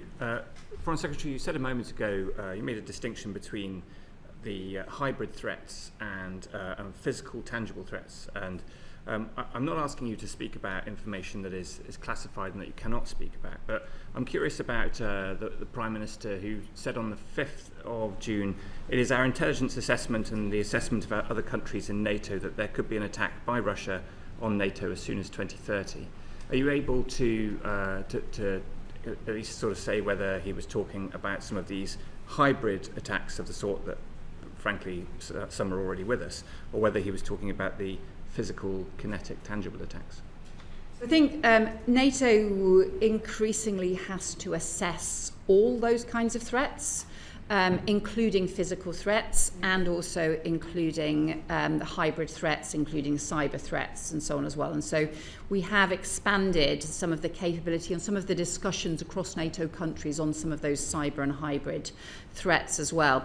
But look, I think one of the issues that people are concerned about is that Russia has the capability to escalate when they are under pressure. And the Putin has the capability and the risk of escalation when he is under pressure, effectively a kind of desperate lashing out, and also of looking to find diversion tactics as well, given the scale of their war economy that they have built up. If we are to reach the point where we reach a peace agreement for Ukraine, there is still a risk that Putin's response to that might be to then launch forays elsewhere, including risks to NATO countries as well. So I think what they are effectively then trying to identify is that there are risks from Russia to NATO countries. NATO is a defensive alliance. We have to ensure we have strong enough deterrence in place to prevent Putin thinking there are easy hits against NATO countries that there will be no response or that he will be able to get away with. And so I think that is the point that the Prime Minister was making. It is one of the reasons why Poland is strengthening their physical border in order to have the deterrence against that kind of threat. Hello. Thank you very much. To Sudan. Yes. I've got a couple of questions, which really also illustrate the point we were making earlier about cuts within the FCDO, and in particular the cuts to the atrocity prevention team, which is needed now more than ever. But I've got specific questions. So you know the situation in Sudan. It's about 25 million people are suffering severe hunger. The civilian death toll estimates range from 150,000 to 400,000. A UN fact-finding mission said that the crimes committed in and around El Fasher in North Darfur bear the defining characteristics of a genocide. 11 million people are internally displaced. I've got two specific questions about the Sudan conflict. The first one is about gold. So the conflict is fueled by profits from the country's gold trade. A lot is smuggled out, but a lot benefits belligerents on both sides, alongside support from international backers with strategic interests in Sudan. They are managing to fuel this conflict, to keep it going. Yesterday, the EU announced a ban on the purchase, import, or transfer of gold originating in Sudan. This would have been even more powerful if, alongside that, the UK could have done the same, could have announced it on the same day, adding to the weight of that. Have you received advice on the banning the purchase, import, or transfer of gold? And what's your view on this? And will the UK be doing the same? So we've been looking directly at this, and specifically about gold and also some of the other underpinning illicit finance issues, and we have parallel work underway. We've had with some of our work with the EU, because simply just making sure that we've got all of the work in place, the different systems. There have been times where they have moved slightly ahead of us on this. There have been times when we have moved slightly ahead of them. But I can assure you that work is underway. You'll appreciate we don't announce detailed sanctions and things before we do them, but we are looking at exactly this issue. It was a wider thing. So the approaches we've been taking on Sudan is obviously the top-level diplomatic pressure, including on any of those countries that can influence the warring parties and trying to have maximum pressure there. Secondly, just the shining a spotlight, keeping the focus on Sudan because it very easily becomes a forgotten war. And then thirdly, looking at some of the underpinnings, including around illicit finance, including around other sanctions measures, and including looking at arms flows as well. So looking at all of the different ways we can put pressure on. Ultimately, we have to get to a ceasefire because, without the ceasefire in place, this conflict is just truly horrendous, and the sexual violence as part of this conflict is incredibly disturbing. And specifically on El Obeid, yes, which is a particular concern at the moment in North Kordofan, the humanitarian conditions right now are dire, even if the RSF waits until after the rainy season to launch an attack on this besieged city. The current aid blockages coming in are extremely concerning. Has the government considered working with Turkey as a key ally of the SAF, who are in control of El Obeid, to open up a humanitarian corridor into El Obeid to allow food, obviously, but also water, sanitation and hygiene, specifically because the destruction of the water infrastructure in El Obeid is particularly concerning, to allow aid in and to allow people out? Is that humanitarian corridor a possibility? Have you been engaging with Turkey on that? We are looking at humanitarian corridors. We are keen to see those, and we're also keen to keep the pressure on both the RSF and the SAF in terms of the humanitarian corridors in, because whilst most of our pressure has been about any route in to halt the RSF attack on El Obeid, just as we saw the atrocities for El Fasher, what we have also been seeking to do is to keep pressure on the SAF as well, because we need both sides to sign up to a ceasefire and both sides to agree to humanitarian routes in, because both sides have been restricting humanitarian aid as well.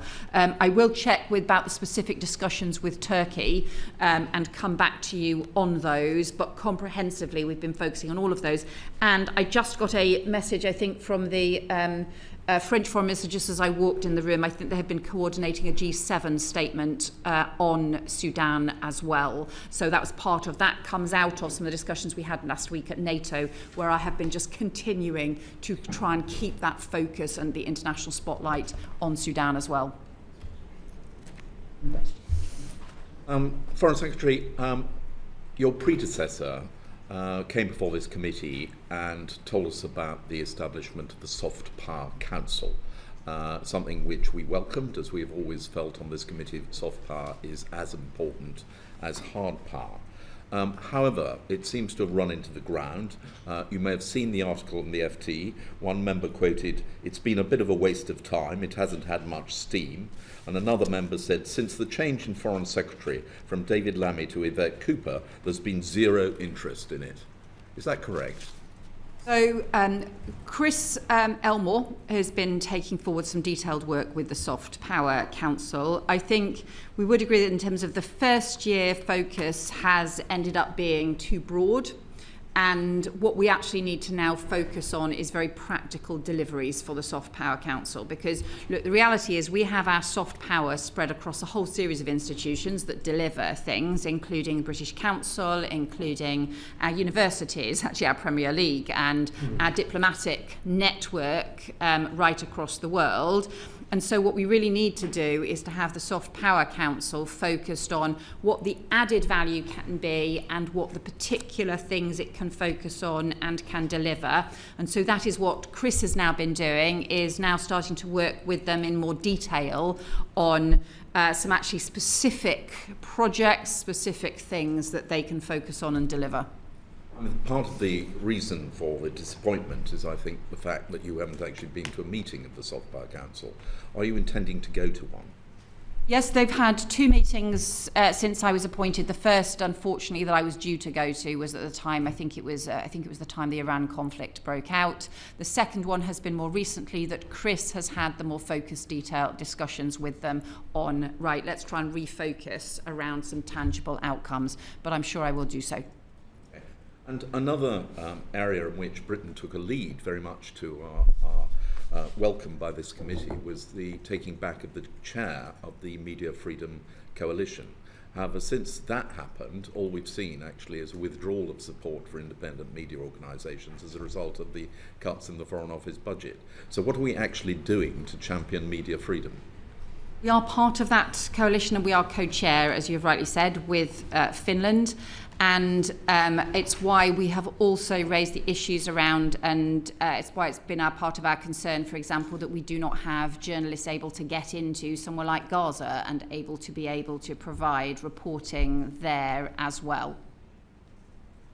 But the actual actions that the UK could be taking, and the high-level panel made a number of recommendations, such as giving greater consular support, giving emergency visas to journalists who are under pressure, imposing sanctions targeted on people who are repressing journalism. None of those things have happened. And as I say, we are seeing media freedom in decline across the world, and yet we are withdrawing our support rather than increasing it. So I think if by withdrawing our support you mean in terms of, look, the whole of the FCDO is having to be sharper focus and also to not have as many staff as we had 10 years ago, or sorry, as many staff as we have now compared to 10 years ago, well, we have seen the expansion. That is the case across every area. That doesn't mean to say that we are reducing the focus in terms of things that we do. And we have raised on diplomatic cases, where there are cases where we have raised with individual countries diplomatic cases around journalists for exactly that reason. Okay, and just to flag one particular case, Jimmy Ly's had a lot of attention, and we have rightly put a lot of pressure on. But are you aware of the case of the Georgian journalist who is, I believe, at risk of losing her sight? She's been sentenced to prison in Georgia. She's been made the #1 campaigning journalist to try and obtain release by international bodies. Are we going to use every pressure that we can to try and ensure that she is released and not subjected to the political imprisonment which she is currently undergoing? Let me write to you on that case, because I don't know, for example, what points our consular minister may have pursued on that. On Jimmy Lai, just to update you, I did raise this again directly as part of our my visit to China, and I raised that specifically with the foreign minister. Just for your officials, if they could write that, if you could write that, would be very helpful. Her name is Mzia Amaglobeli. Thanks. Can we thank Minister Elmore for his work to fix the British Council's financial situation? As a former member of staff, it's quite hard for them to get ideas into the Foreign Office from time to time, and I wonder if you might commit, and your Permanent Secretary too, to making sure that we see the British Council's Chief Exec as our ultimate sort of soft power diplomat, and they get time with you as Foreign Sec, and that you task them and that you hear what they're up to, and we make sure that that organisation to organisation link is working well. Yes, and I think, look, you're right. I would also pay tribute to what Chris Elmore has been doing to help try and get the finances on a more secure footing. We have increased the grant in aid funding for the British Council, and we've also almost concluded the process of restructuring their loan as well. Thank you. Thank you very much. Thanks, Chair. When will a new permanent Undersecretary be appointed? That process is underway at the moment, so we are part way through the process. We've had the applications. We are it is in process. Okay. So when will we have a new permanent Undersecretary? So look, I think we will take the decision as swiftly as possible once the final interviews are concluded. In terms of how long it then takes for the individual to then take up post will partly depend on what post they are currently doing and what that transition will be. But look, we want to have the new POS in place as rapidly as possible. I will pay tribute to Nick, who has done such an important job in terms of continuing to lead the organisation in the meantime. Thank you. When will the department publish the delayed strategic workforce plan? So the workforce plan for the UK basically is reflected in our new structure and the job descriptions that was laid out underpinning that structure. But we don't have that. Well, I'm happy to. Let me see what information we can give you more information on that structure. But the wider point is the strategic workforce plan in terms of what capabilities that we need for the whole organisation. We do need to do some more work on that, and I've asked our Chief Operating Officer to progress that work, and hopefully we'll get something in the early autumn on that. You suggested earlier on in this session that you paused the restructuring programme. Did I misunderstand that? That's no, we've not paused the restructuring programme. Okay, so obviously Sir Ollie was responsible for delivering what is a large-scale restructuring and loss of headcount. Do you now have responsibility for that? And Foreign Secretary, do you have political oversight over that? What does that process look like at the moment with the loss of Sir Ollie?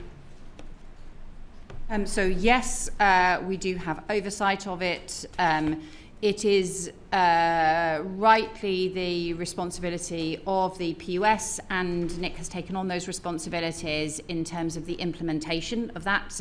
That's classic the civil service responsibilities, but we do have oversight, and also other ministers in the department have also had a chance to look further at the overall programme, but ultimately the implementation and the delivery is the responsibility of the PUS.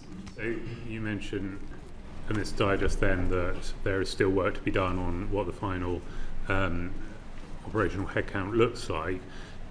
Before the procedure committee last week, or the procedure committee last week highlighted the fact that there had been, the FCDO was amongst the worst in responding to written questions. I mean, I guess the question that I ask about the restructuring process and how long it's going to go on for is highlighted by that evidence to the procedure committee, because of course if written questions are not being responded to timely, the inevitable question is what else is the staff of the FCDO distracted from delivering in terms of their day-to-day job, where they worry about whether or not they have one.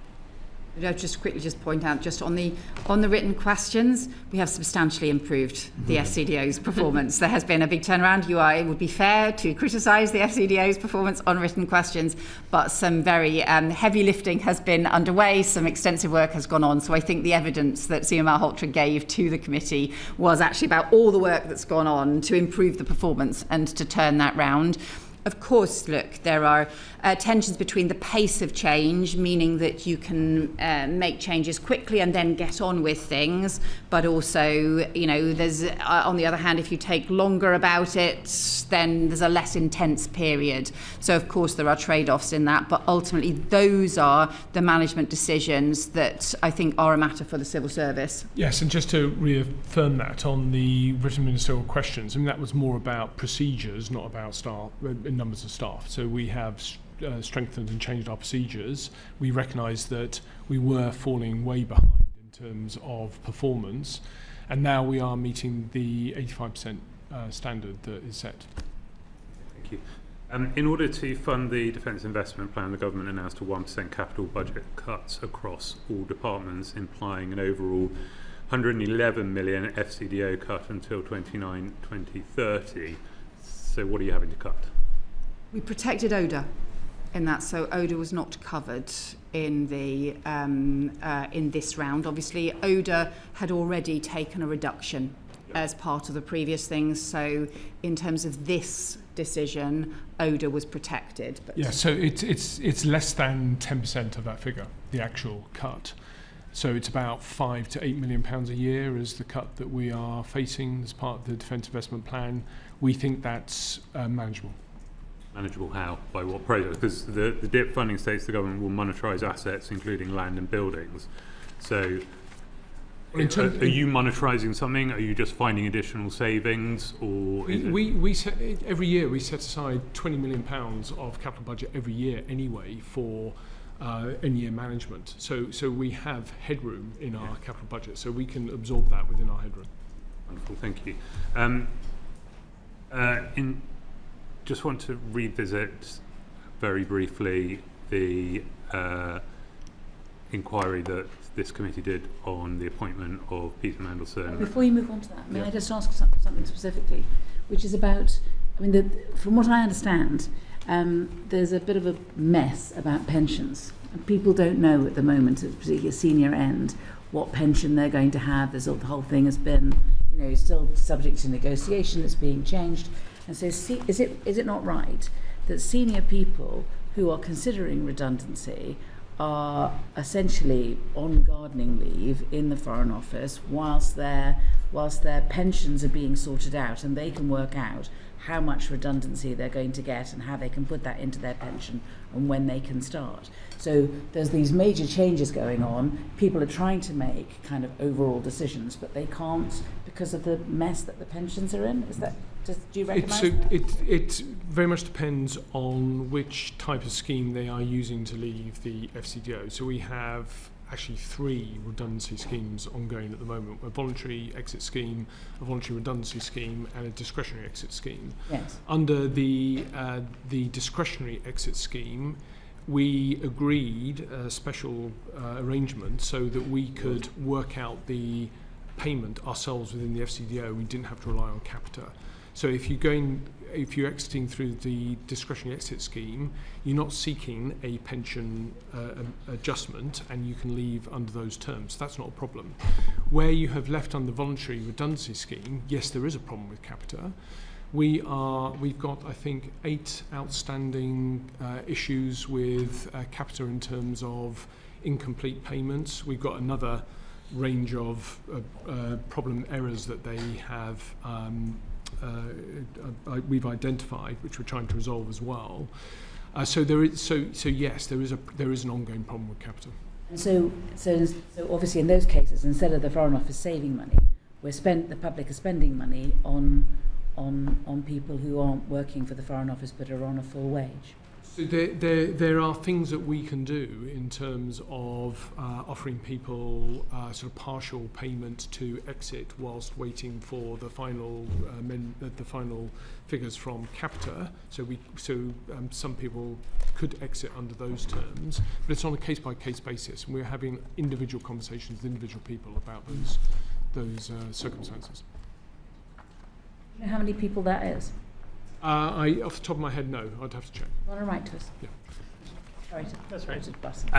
Foreign Secretary, sorry.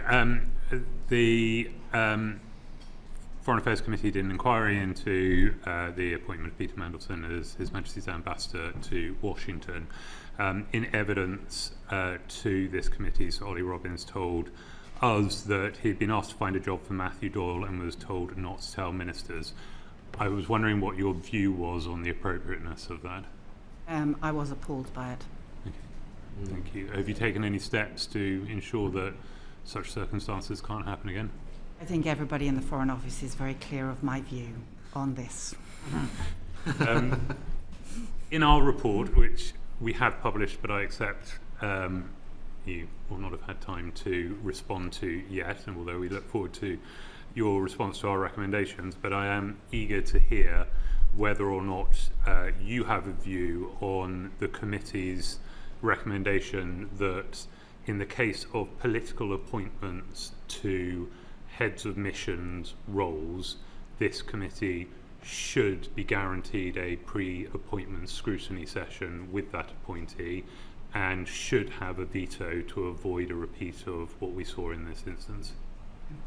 So, and thank you for the report, and I welcome it. And because obviously it affects issues for the Cabinet Office as well, we will do the formal response in due course.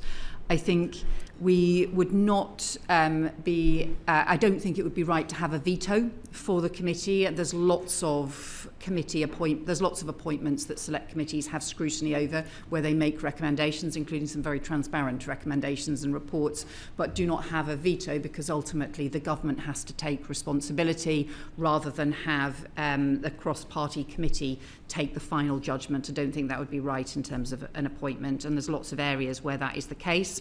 I do think you have made a very strong case for having better scrutiny.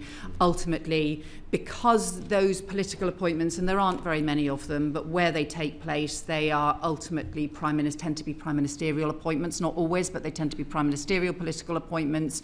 Ultimately, I think the new prime minister would have to take the final view.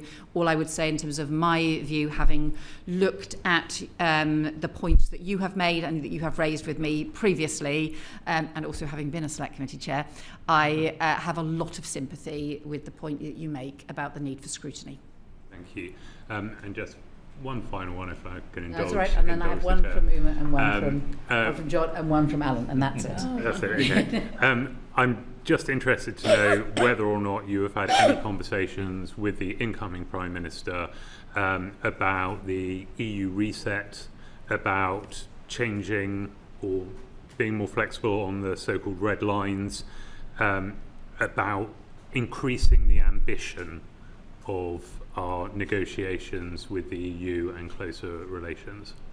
I have had a brief conversation with Andy Burnham about Europe and our relationship with Europe, but I think I have not had a detailed discussion with him about the reset, because obviously we know that the reset discussion, or the summit, is delayed until the autumn, and that will be for him to set out. I know he has written an article, for example, which was referred to some of these issues. I have also had more detailed conversations with him about some of the ongoing issues that we've been dealing with, including I spoke to him before the NATO summit, for example, and that's why I could say very clearly that in terms of that commitment to Ukraine, to NATO, those remain 100% strong commitments and the strong views of the incoming Prime Minister. You don't get a sense that there will be a change of approach in terms of the EU reset with the change of administration? I think that's not my sense of it, any issues that have been raised with me. I know that there's a lot of work that has been ongoing, but I don't think it would be right for me to preempt an incoming Prime Minister. Thank you, Chair. I have two short questions on Sri Lanka.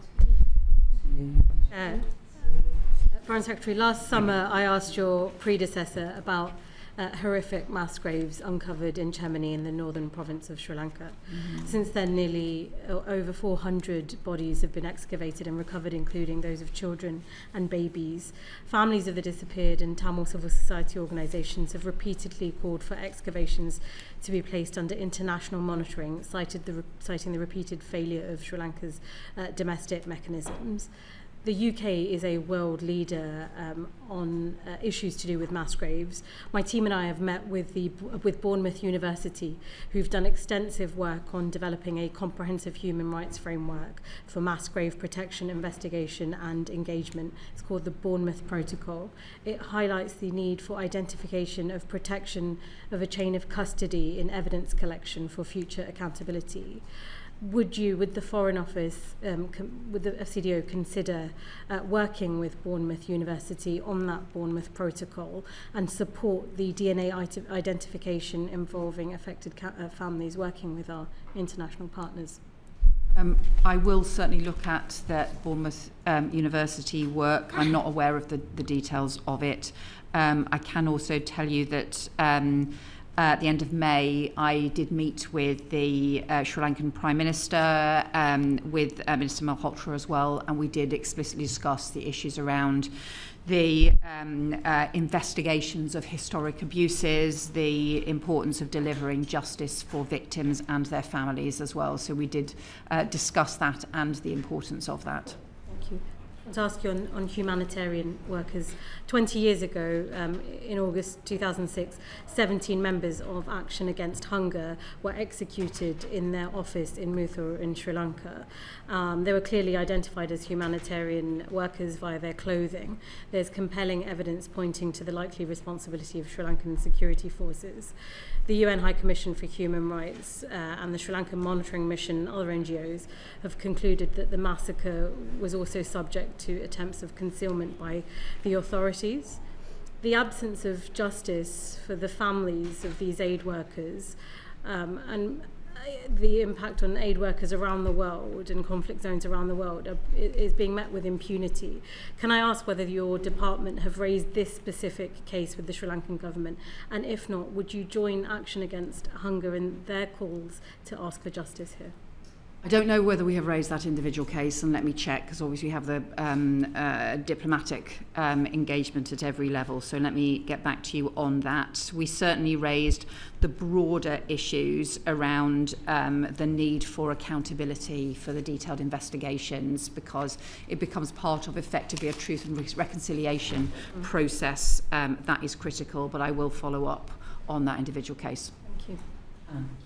Thank you. As a Scottish MP, I'm very proud we have an FCDO outpost in East Kilbride, but there is some concern there about the restructure, and particular concern about the timing of the announcement of jobs or job cuts during Scottish and English school summer holidays.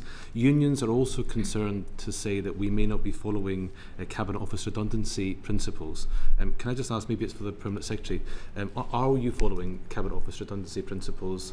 What's your commitment to East Kilbride? What will the footprint look like? And when will you communicate those decisions to staff there? My HR team are very clear that, to their mind, they are following closely the Cabinet Office protocols and principles. On East Kilbride, look, we've got an enduring commitment to Scotland, we've got an enduring commitment to East Kilbride. I have made a personal effort of mine during this restructuring to make sure that the job applications that have been put in are very clearly not saying London-only jobs, so that we're opening up the jobs throughout the whole of the network so people could do the jobs anywhere. And once the restructuring is over and people are in jobs, we're going to come back to this question of what are the long-term roles that we could put up into Scotland. So we will come back to that after the restructuring. Thank you very much. Thank you, Chair. Finally, 18 months ago, I raised with the then Permanent Secretary the issue of children of UK diplomats who are posted overseas being unable to access the student loan system. Sir Ollie Robbins said that although only a small number were affected, he recognised it was causing huge distress, and in his words, it must be sorted out. 2 weeks ago, I met a diplomat on an overseas posting who told me that it was still a huge problem and that it hadn't been sorted out. Can you say if action is being taken to resolve this? Let me just say I feel very strongly about this. I think this is totally unfair on our diplomats who work for the United Kingdom, and they serve abroad in order to support all of us, and they do a job on behalf of all of us, and their children should be treated fairly in exactly the same way in the university system. So I feel very strongly about this. There have been different legal discussions about the frameworks and things across government, but my position remains very strong that they should be treated in the same way and fairly as other people, as if they had been doing a posting here in the UK. They could just as easily have been working in the Foreign Office in King's Charles Street, or they could have been working in any of our embassies across the world. Yeah, I very much agree with that. It does cause real distress, and we are seeing that. And the trouble with it is inconsistent. In some cases, people are... It's great to hear you both say it, but it's deeply unfair. But is it actually going to be changed? So what is being discussed is a legislative change to protect Crown servants from being charged being denied student finance. So that is currently being discussed between us and the Department of Education. We are continuing to have a conversation with the Department of Education about what the implied costs of that would be, who would pay for those costs, and what are the future liabilities. So that conversation is happening. What does it mean, though, for the current children?